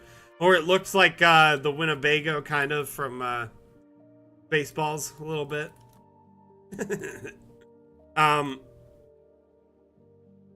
It does help, doesn't it, Cartographer, quite a bit, having the ability to raise rooms to get porches and stuff. So I only got like an intro package for Star Citizen because I just would never buy the upgraded ones and pay for the ships. But in my time playing, I played for a couple months, and I met a dude who had spent over $15,000 on ships. And I could not even like...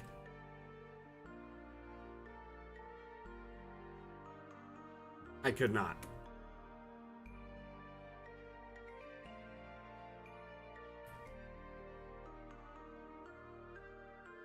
First off, that would just bankrupt me, but secondly, that seems insane. That much money for something completely digital.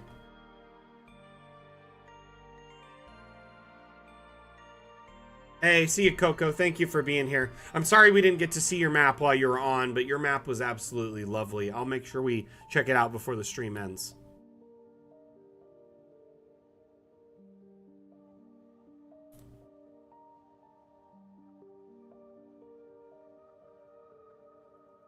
So here you can get all your hover bikes. Notice everyone's calling her Coco now. No one calls her by her username.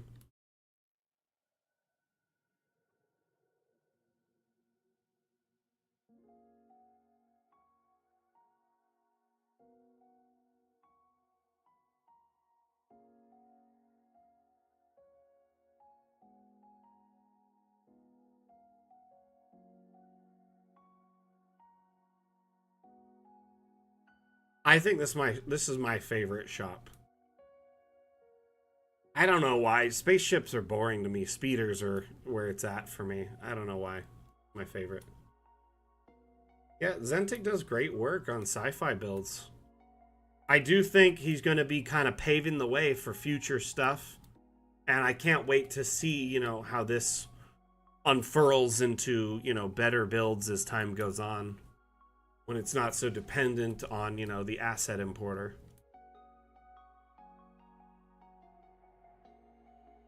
All right, let's move on to the next one.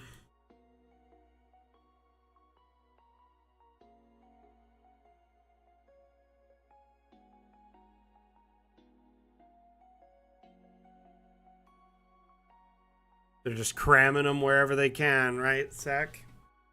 Creative asset misuse. I think it was Remy who invented that acronym.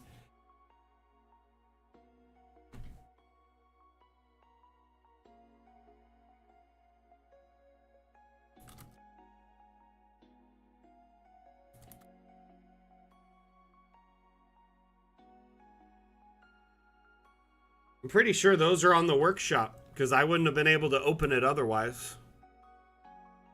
Of course, Swedish Cook knocking it out of the park with his custom staircase assets, just making this intricate multi-level build. Absolutely astounding on this build.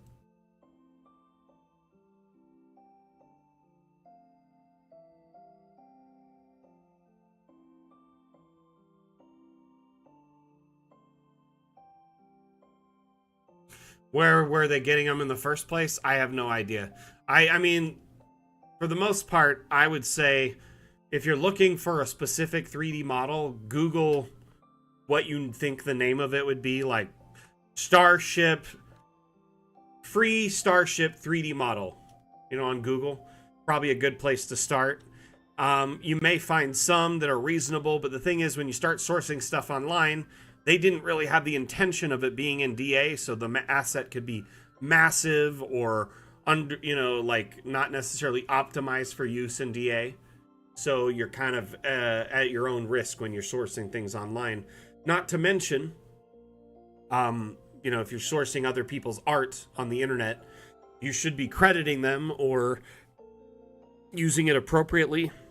So you wouldn't want to use third-party assets that you find online in maps that you're reselling.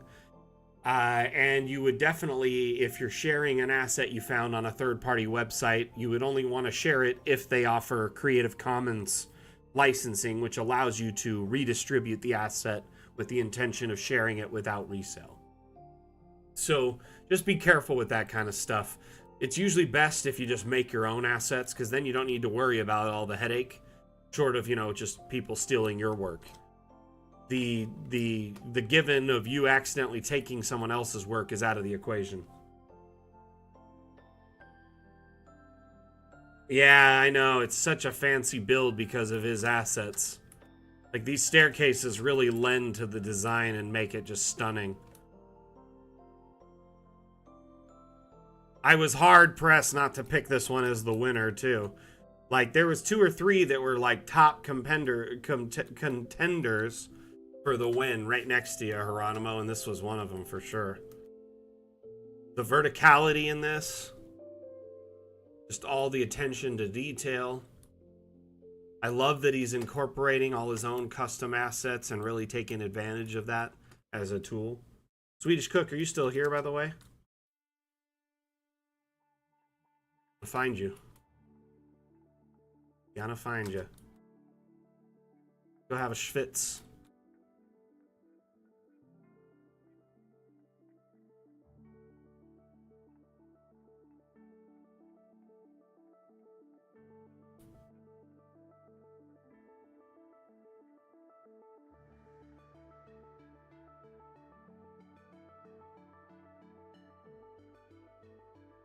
But yeah, anytime someone's like, why can't I do multi-level or it's not available, I always point out maps like this that really knock it out of the park and just absolutely prove it's possible. But that being said, you do have to, do it by hand. The AI isn't going to draw out this multi-level structure for you, at least not until our next update.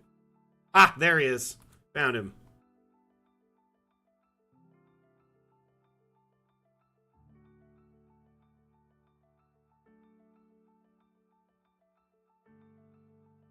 I'm assuming your computer, or is it just time, or, your exports won't really allow for this type of use?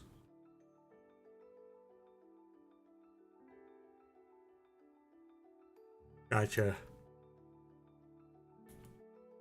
Yeah, I figure it's just not as practical for the average tabletop player or DM.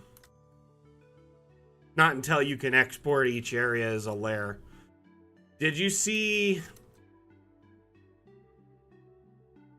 like, Whim showing the transition between the layers? Honestly, so Cartographer says, legit, I have no idea how they make their maps. It's just like Lego or blocks, just stacking lots of stuff on top. So you start with the base layer and then just put everything else atop of it. There's flooring in here. All of this is just stacked objects on top of each other. So anything beyond the first floor is just pretty much all objects.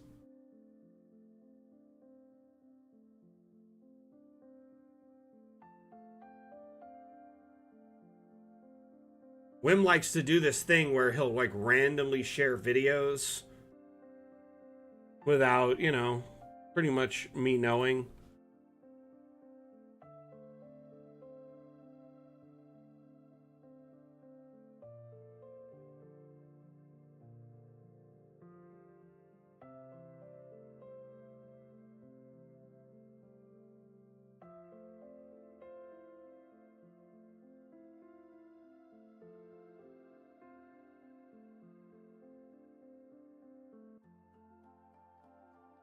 If you blinked yesterday, you would have missed this. Another reason why General is not the ideal place to be sharing this or discussing support, because it just goes missing. But how this is being done, I think I have a picture or some video showing the other feature that kind of enables this. One moment.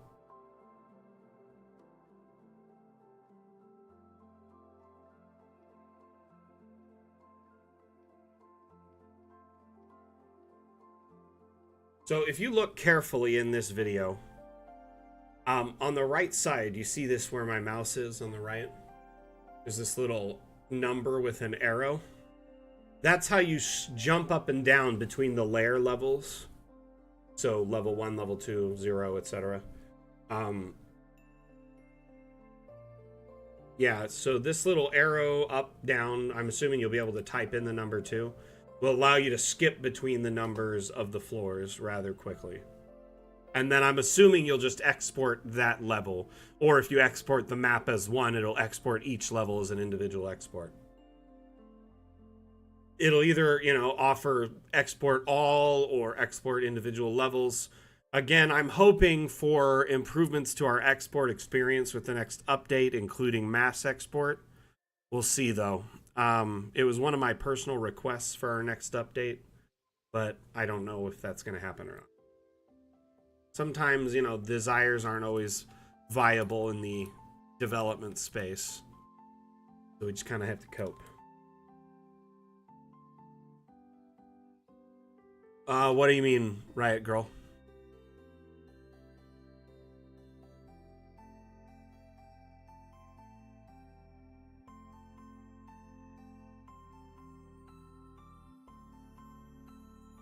But yeah, Wim was zoomed in, so you couldn't see the arrows. It's on the right side. It's missing because he zoomed in on the tower.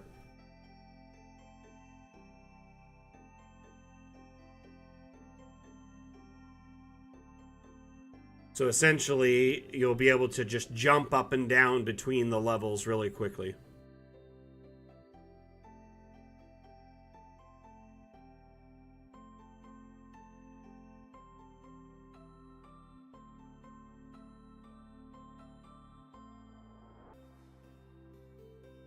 Soon, TM. Next update.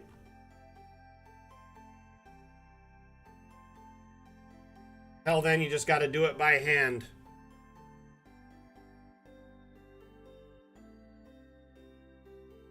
I think my favorite part of all this is the library and bookshelf area here. Swedish Cook, you really did decorate this just so well. These poor books, though, right on the other side from the steam room, probably end up getting destroyed over time. See that steam's looking through right there?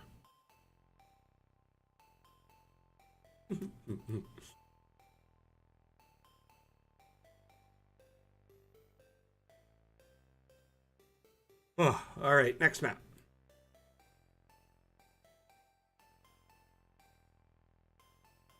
This one's from Highland Lass.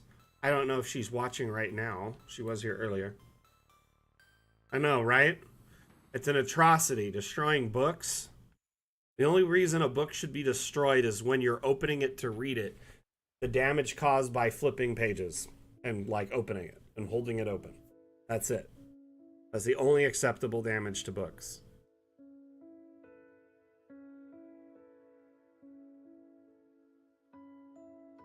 Y'all should see the spines of my books.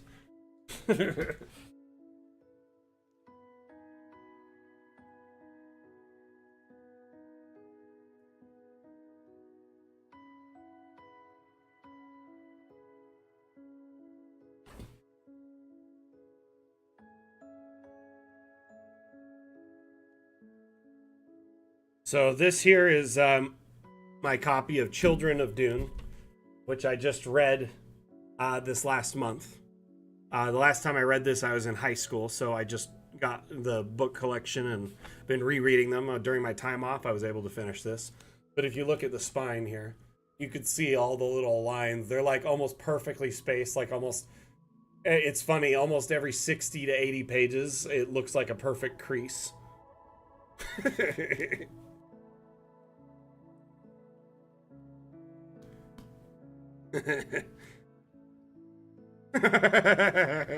Soul Pyre, yep, exactly. That's the only other acceptable reason. Bonking people for interrupting your reading. Ooh, let's check out this throne room.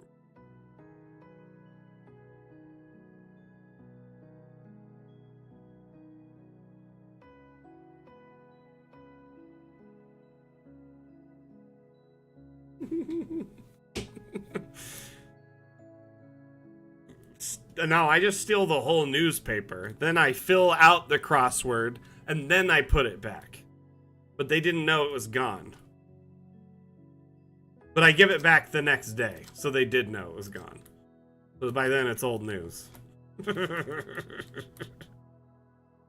This temple here is beautiful. This is awesome.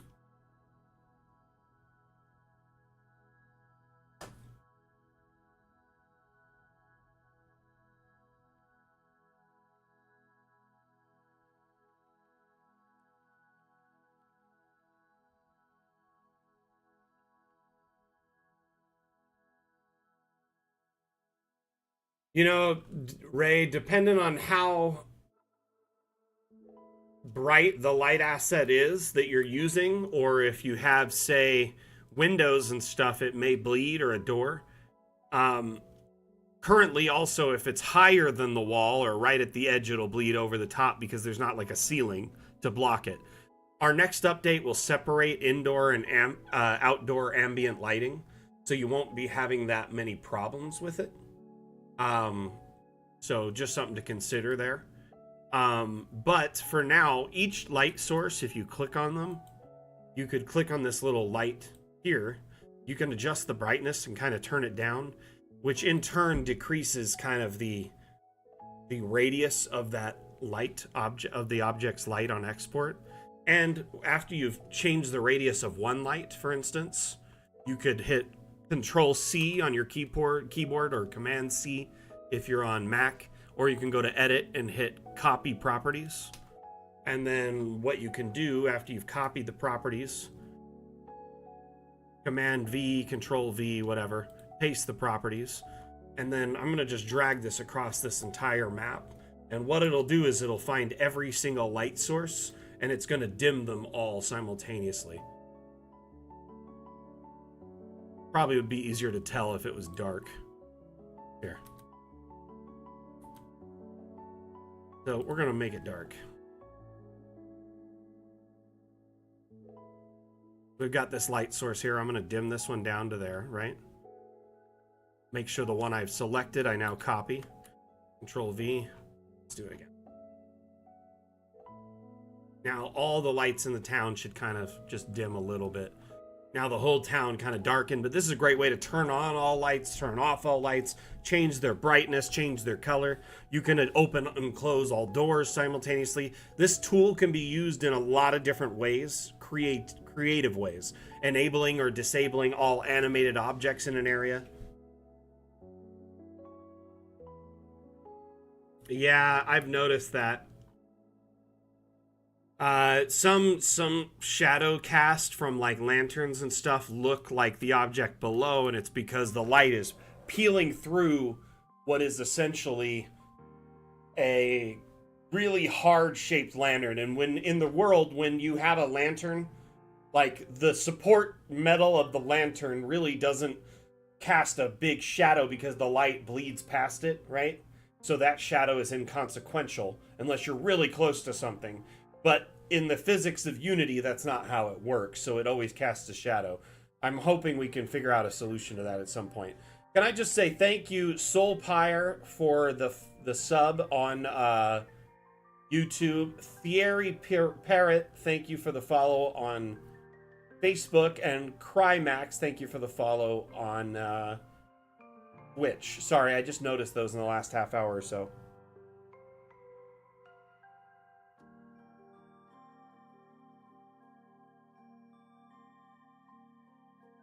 I feel like the height of some of them can make a lot of difference, too.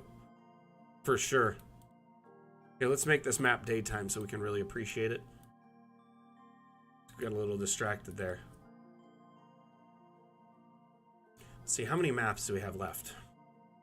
So we're here. We've got 3 maps. Well, 3.5. We're on 1 right now. No, we already did Hieronymus, so we've got 3 left, technically. Just 3. So I'm going to stay live until we wrap up every map, okay? I don't want to miss out on any maps. I want to make sure every map we can is showcased. So every entry will be showcased. So if anyone, is worried about that, just letting you know. So the stream technically should wrap up right around now, but we'll keep going for a little bit. Hey, human, how you doing?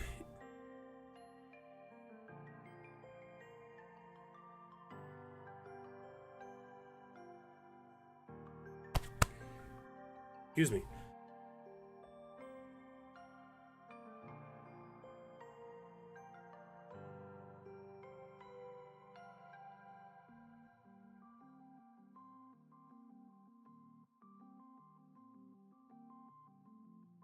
Fair enough. I do think in the future we'll be adding more properties that export with the lighting.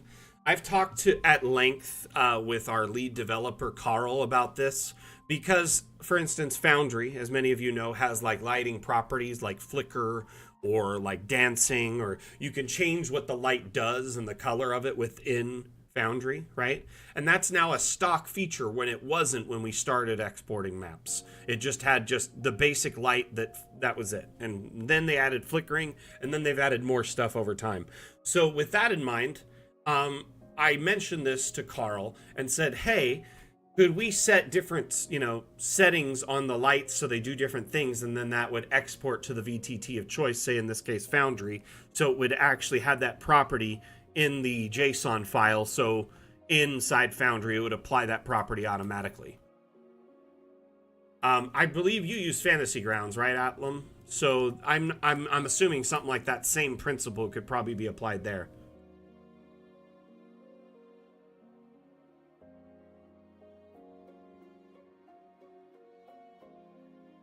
What's up, Hieronymo?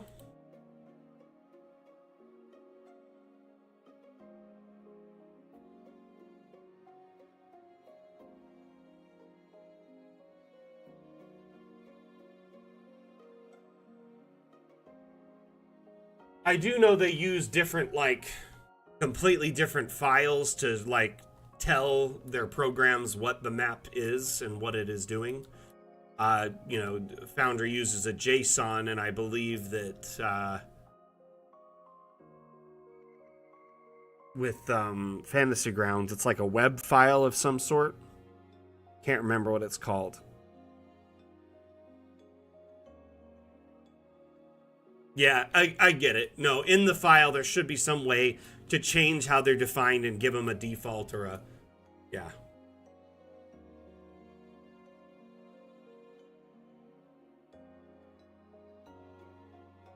I'm wondering... Oh, I appreciate it.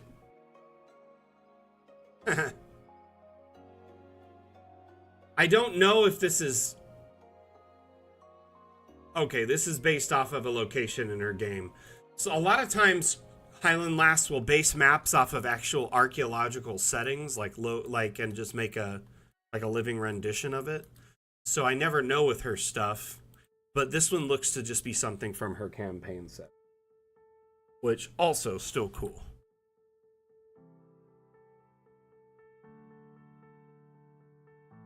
Man, it's Saturday. I can't wait to crack a cold beer later and just enjoy my day.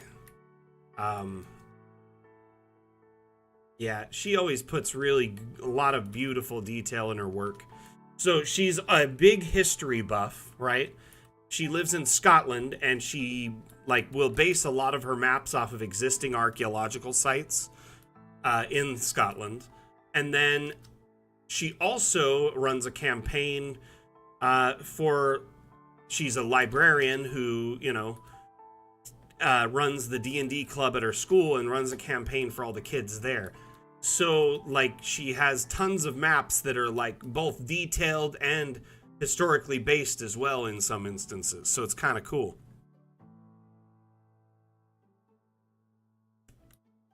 I like this. Oh no, I fell into the river. A nice little canal village isn't very common. It's late in Germany. Man, you stayed really late then, huh? You're like 8 or 9 hours ahead. It's got to be like 11 or something there.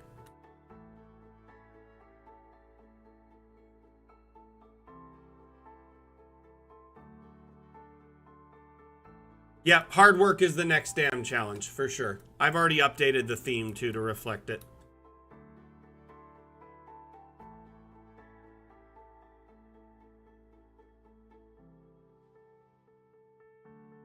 Lila, what part of Germany are you from? If you don't mind sharing. You don't have to, by the way, if you don't feel like it. Right? The canals do look a bit like Venice, don't they?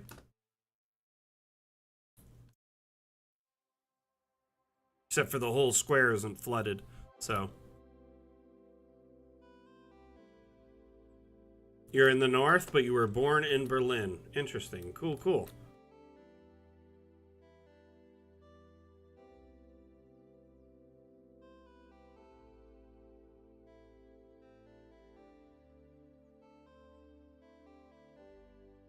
We tend to have like a very like supportive community from Germany.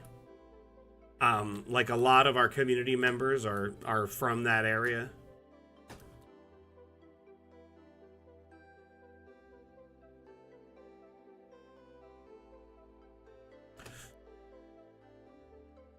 I know lots of German. Ich bin eine Berliner. I'm just kidding.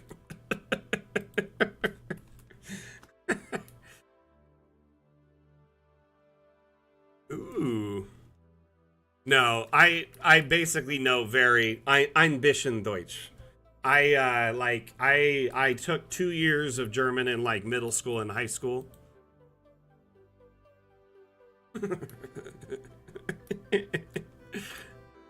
And so I don't know enough to actually speak or have a conversation, but maybe answer or ask a few questions. Oh, this is pretty.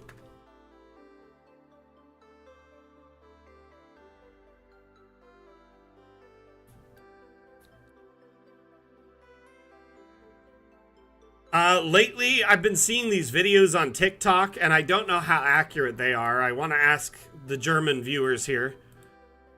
And it's essentially like how like German people react to things.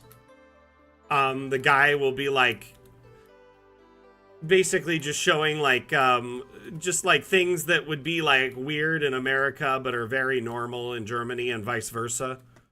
And the videos just always crack me up. I never know how accurate they are, but they're funny to say the least.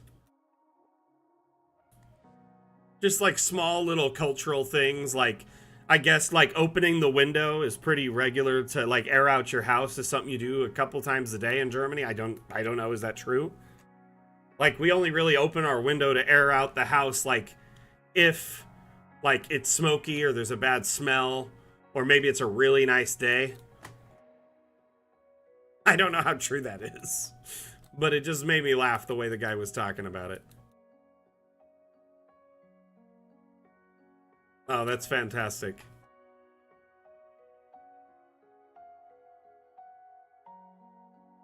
You also have like really cool windows. I've seen videos of windows that like can open like 3 or 4 different ways. They'll open like this way and then this way and this way.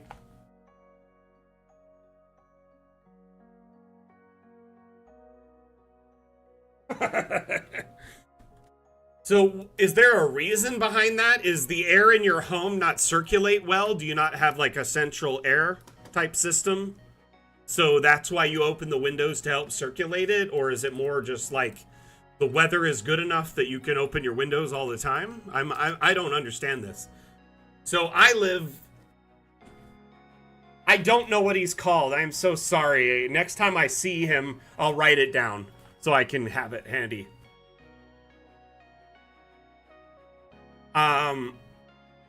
But like where I live, it's Vegas, right? You don't want to leave your windows open during the summer, really, because your home will get super hot. It's like 110 to 120 degrees Fahrenheit. What is that to Celsius during the summer? Like, it only just got down below 100 this last week. We're finally now like 80, 90 degree weather, and it's September, end of September.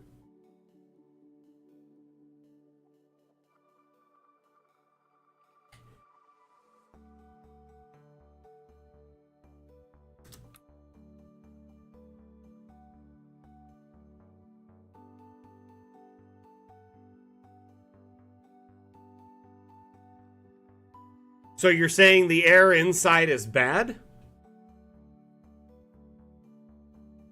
I'm trying to grasp this. So is it bad because you were breathing it, or like because you live there it makes it bad? Like, and that just opens up a whole door of other questions for me, because wouldn't the outside air be filled up with everyone else's bad air, and then it drifts back into your house? So you're just really getting everyone else's bad air?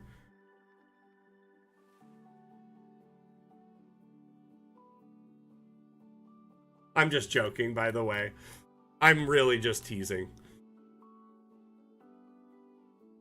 This map is brilliant. I love it.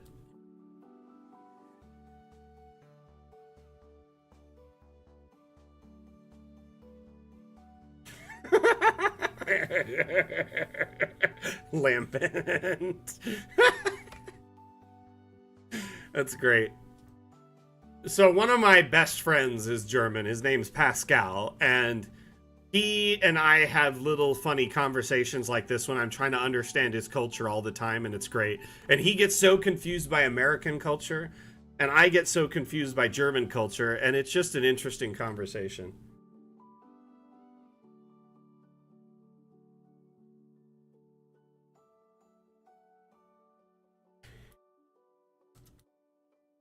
Like, now we're opening our windows because it's like 89 degrees outside. So if you open the window, the AC isn't like getting broken.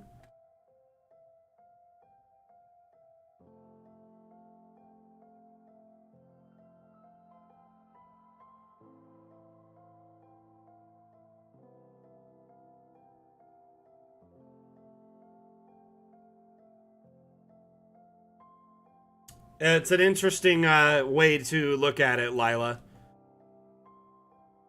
I'm assuming without like central air or like, you know, air ducts and stuff like that, your air doesn't get as circulated as frequently. And as a result, it probably gets stale or smells differently. Like, have you ever noticed, like, when you go to a friend or a family member's home, the air in their home smells differently? Maybe that's just me. Because it's just kind of like, it's their home scent, I guess. But if you leave your own house for a little bit and then come back, you can even smell it. But that I guess to a degree, like airing out your home, you know, like like in the U.S. we pretty much only air it out if it gets overwhelmed by a smell, you know, or the weather's good. So like if we burnt something in the kitchen, you know, it's smoky, we'll open up all the windows. No, that makes sense, Lila. For circulation purposes, it makes sense.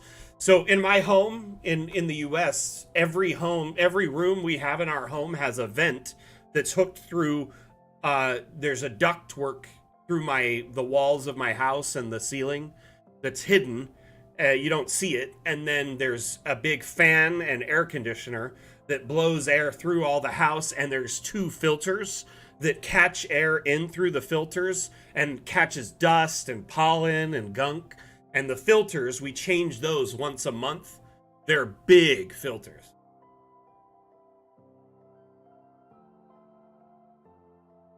So I think that's probably why it's such a strange concept here to open your windows regularly, because the system does it. Interesting. That's really cool. Thank you for educating me on that. Like, I am really grateful to learn about other people's culture however I can. It's always interesting me.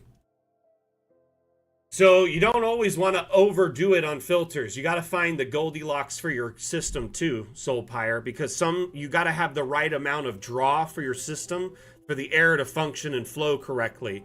So they have these airflow meters that you can kind of check how much airflow is pulling while your filter's on, and if it's not getting enough, it could ruin your stack. I used just for a little bit worked AC and learned this, but the thinner filters, they're cheaper, you know, so you may have to buy, and you will probably have to replace them more often, but they allow much more airflow. So it's a catch-22.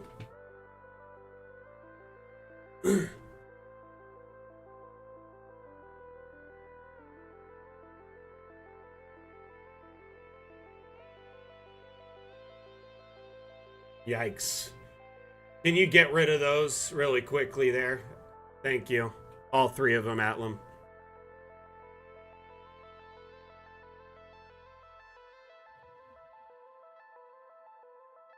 Or 3 or 4 of them.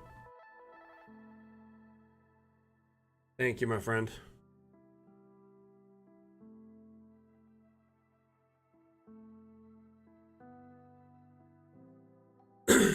I probably wouldn't be able to survive in like a German home unless I got an air conditioning, like a mini split or like a window unit, because I'm so used to air conditioning.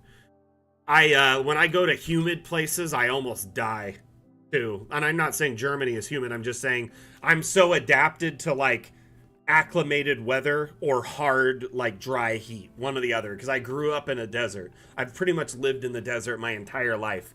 So I could go hike in the desert, I can go hang out and play sports in the desert, but also I prefer to just hang out inside where it's nice and cool.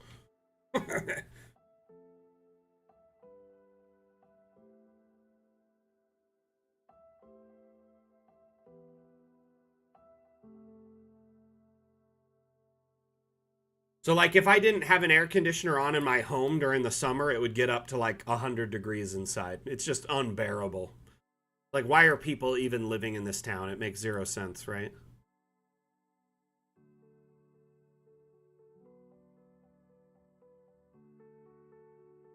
It's for the gambling.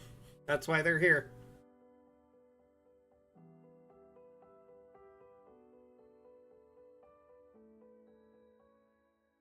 Thank you, Atlam, for getting those.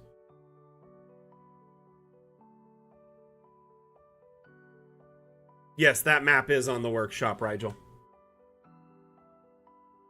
Every one of the maps from today's stream are on the workshop. Let me see if I can find it. Darn it. It's okay. I'll get it for you. Did my DA just crash loading that one? Looks like it.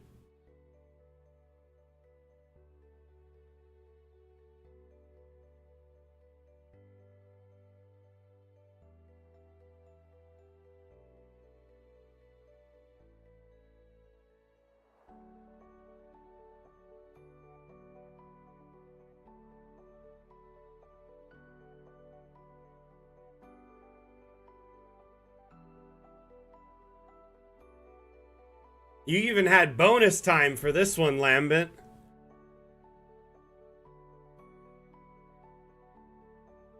What we need to do is pick a theme soon that is designed around space or time, meaning you have a limited space or a limited amount of time for the build.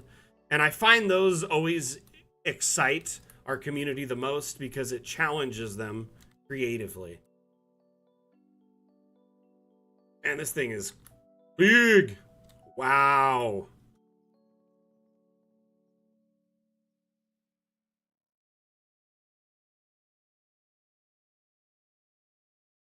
Okay, let's read about what Lambent said here.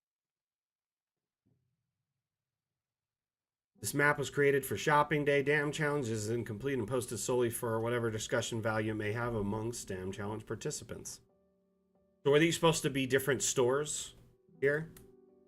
Like where each of these going to be shops?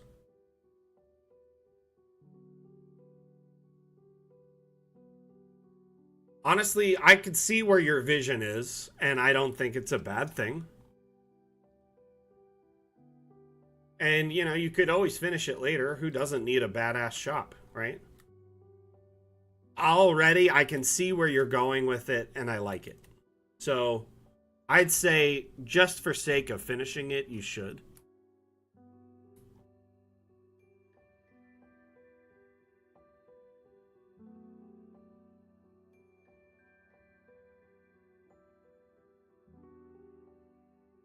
I saw there was some stuff under here on the other side that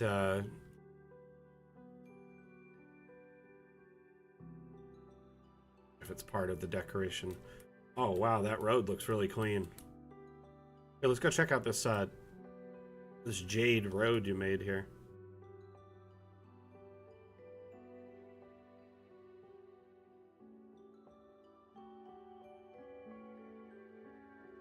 I did see that you finished it and posted it when I was on vacation. I took a peek at it. Quite a lot going on in it. It's very cool.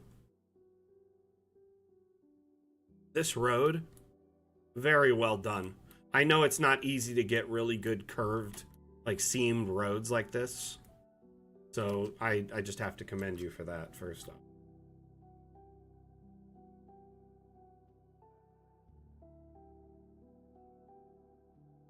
Okay, so let's talk about what you did in this map that is amazing. So I love the road underneath, which I'm assuming is just like a decorative park or space below the shopping mall.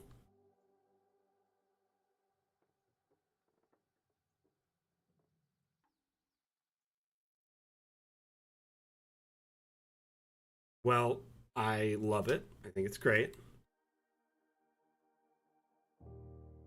Little prancing cauldron there. Prancing pot. Gotta go fast. Dun dun dun dun dun dun.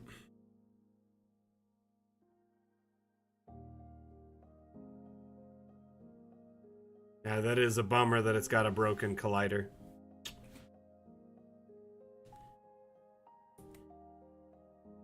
And then obviously you got the floor plan laid out. You just got to stock these stores and you're pretty much good to go.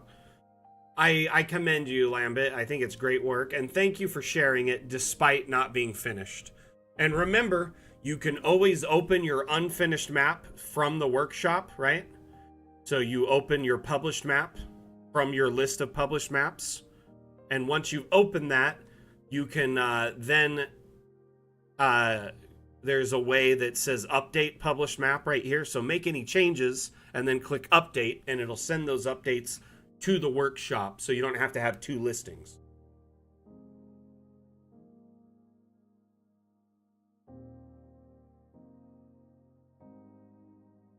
No, they are part of the Feywild environment because it's just whimsical and magical. There's just randomness to it. So the prancing pots kind of generate in the Feywild randomly.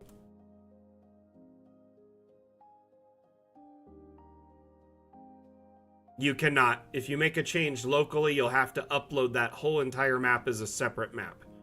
So you're going to want to open the map. Let me show you what I mean. So let's say I wanted to open one of my maps and make a change, okay? So let's say I wanted to make a change to my Bob's Burgers map, right? I would open the map from the workshop first, correct? Not locally.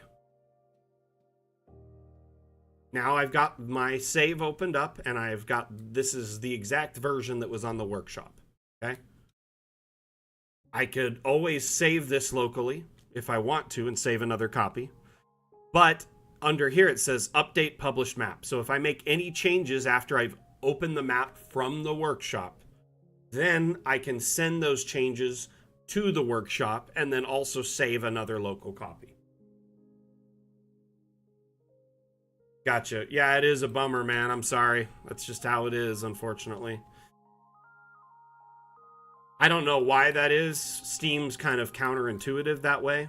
Hope someday we'll get around it, but for now, that's what it is. Okay.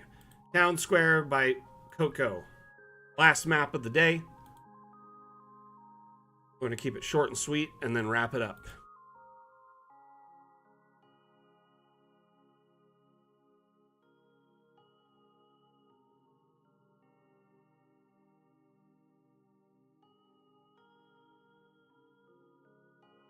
So one thing Coco has been doing a lot of lately is not necessarily being confined to traditional roads or shapes or, for that matter, heights.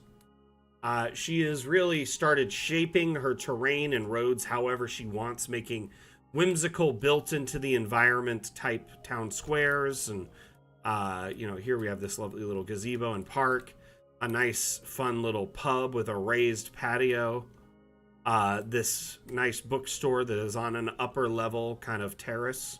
So she's really taking advantage of raising and lowering buildings and capitalizing on that quite a bit. This here is one of my favorite things. These little like walkway kind of pavers on the edge there. That's actually something you wouldn't expect. It's a whole like half wall there, just sunk down into the ground to equal like the pavers. Works pretty well.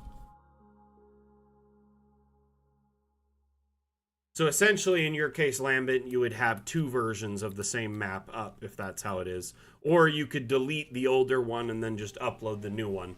The downside of doing that is, let's say you had thousands of people or hundreds of people that subbed and liked the old one, and you made changes and upload a new one, may never see the new one. Whereas if you update it from the workshop, and I know it's already too late for this, but if you update it from the workshop directly, they'll just get a little update the next time they load DA and it'll fix it for them. Yeah, Coco really has a great way of taking and capitalizing on a small space and just making it feel so well and lived in, right? Like comfy. It kind of reminds me just like of a little quaint village and like a countryside setting. Like everybody here knows each other. This is kind of the town square.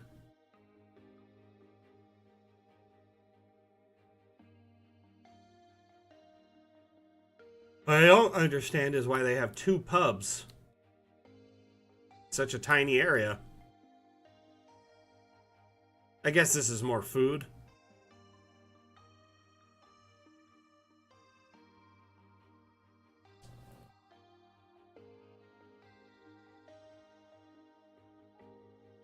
One thing I do, Lambent, is I don't like to upload maps to the workshop until they're 100% complete. Like, order of operations can make a lot of difference. So in your case, I know you were just uploading maps to get them in to participate in the various dam challenges. That being said, if you finish the map offline and then upload it later, you'll have two separate uploads, which I don't mind. It looks like we have more maps, but at the same time, I just want your people who are loving your work to find your work later if they, are adoring it. They may miss it. Because there's no way to sub to a creator or follow a creator or see their new stuff pop up, like new things they've done. So you just kind of...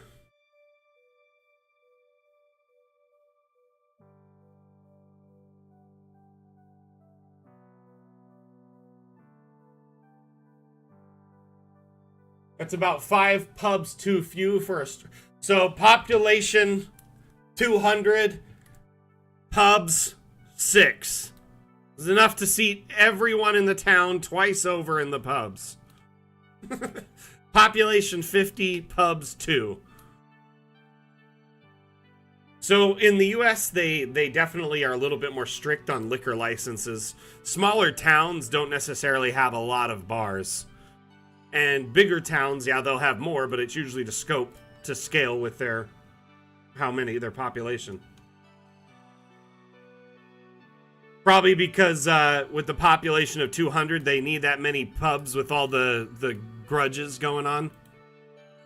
There's certain people who hate each other, can't be at pubs or seen with each other, can't go to some pubs because they're banned. Just need 10 of them. So in a small town of like 200 in the US, you'd probably have 1 bar. Maybe a lodge that has a bar and then a bar. So like there might be like a Masonic lodge or an Elks lodge or something that has a bar in it, but it's like a private bar.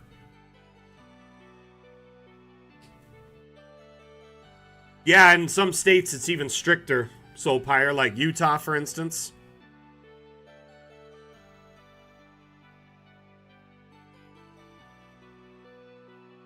Dude, I was raised in a small town. I grew up in a town that was so tiny. And yeah, there was tons of churches. No bars. The one bar. The bar there was called the One and Only. And guess what? The only other bar was at the Elks Lodge. For years and years and years, those were the only bars until the town, after like 20 years, got one of its first major restaurants, and they petitioned the city to get a liquor license.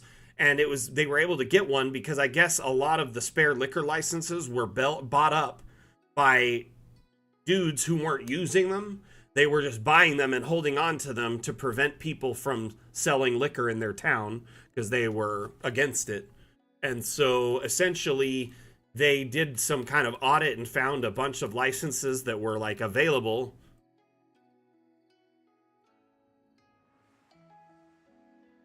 In Utah, they also have state mandated liquor stores. Okay. And their liquor and alcohol content is 50% less than every other state in America.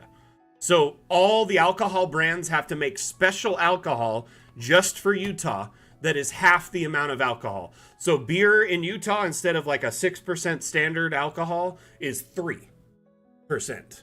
You got to drink twice as much.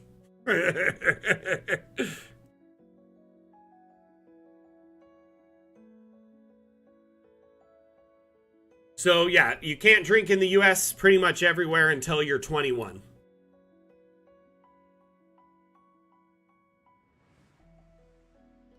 I mean, in Las Vegas, we have tons of nightclubs, bars. There's tons of bars here, but Vegas, it makes sense. It's a big city.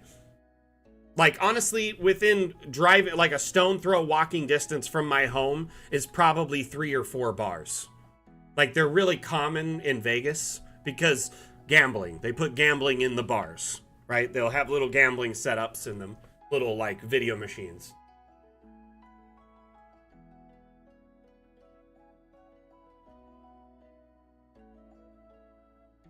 Oh, really? I didn't know that. See, I haven't lived in Utah for about 12, 15 years, so if it's changed, I haven't been on top of it. I do remember where I grew up, they only had one liquor store for like 20, 30 years, and then as I was moving, they added 2 new liquor stores in the area to help service it, and it was crazy how much, like, growth it had spurred on for it. Inside a okay. I've seen grocery store bars, actually. There's one in the Smith's Kroger by my house. They have like a wine bar where they have all the wines they sell and all their like fancy beers on tap, and you can try them before you buy them.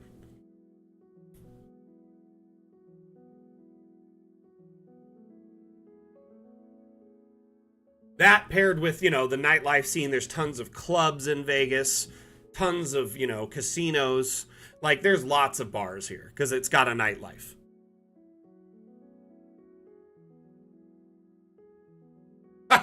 That's funny. I think there's several Krogers that do that here, like Smith's. But yeah, that is so funny. I know I'd seen it before.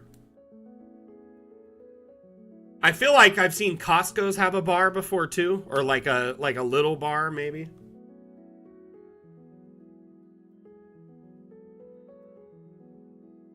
Right? Like the US is confounding. Like our logic makes no sense. So we rebelled from the United Kingdom, right? Because we didn't like taxation and all their rules and laws, only to make our own country and over bureaucratize it out of existence, basically. There's rules and laws about everything in the US. It's crazy. But the one thing they're just like super open about is guns. It's like incredibly easy to get a gun, but it's sometimes harder to get other things than it is guns.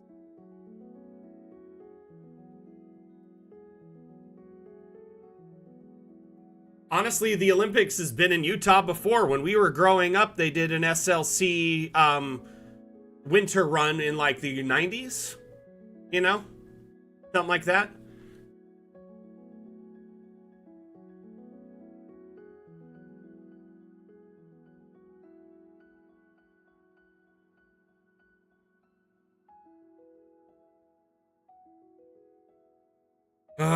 Right. It'd be awesome to get some healthcare.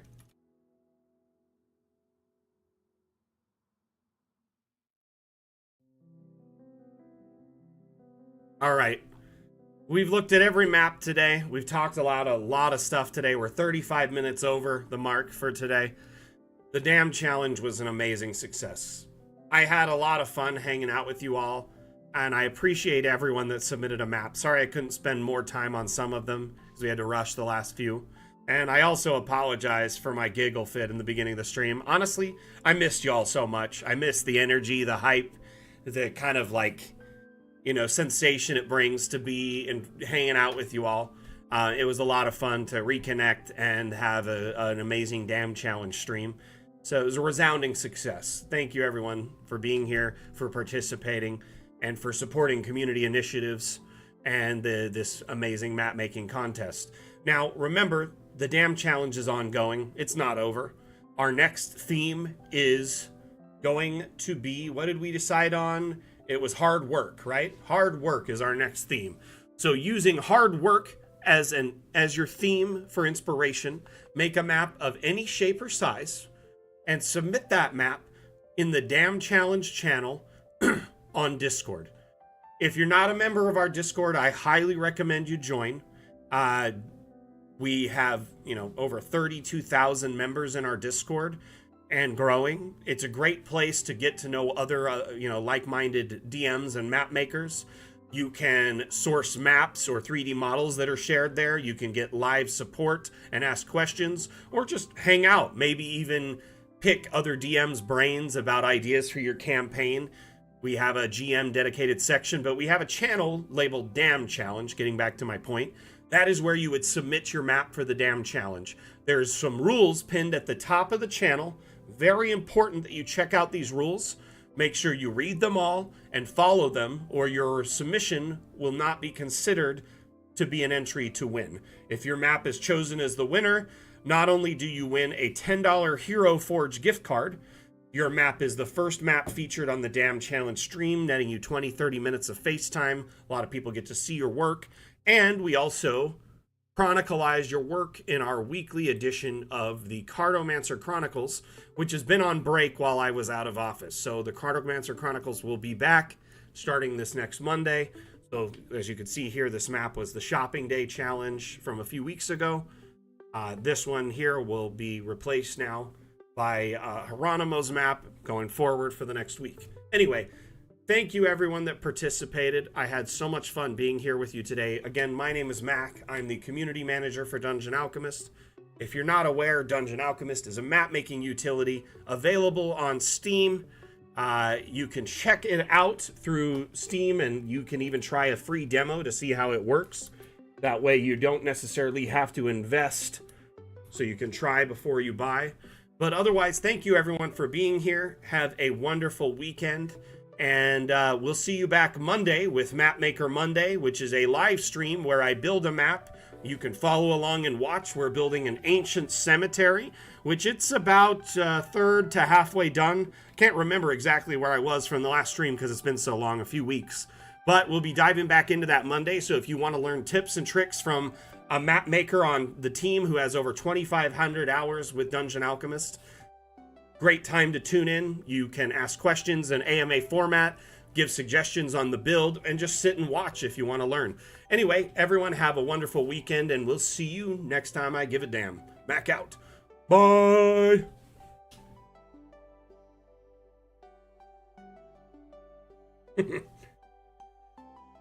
See you, everyone. Thank you for being here. Mac out.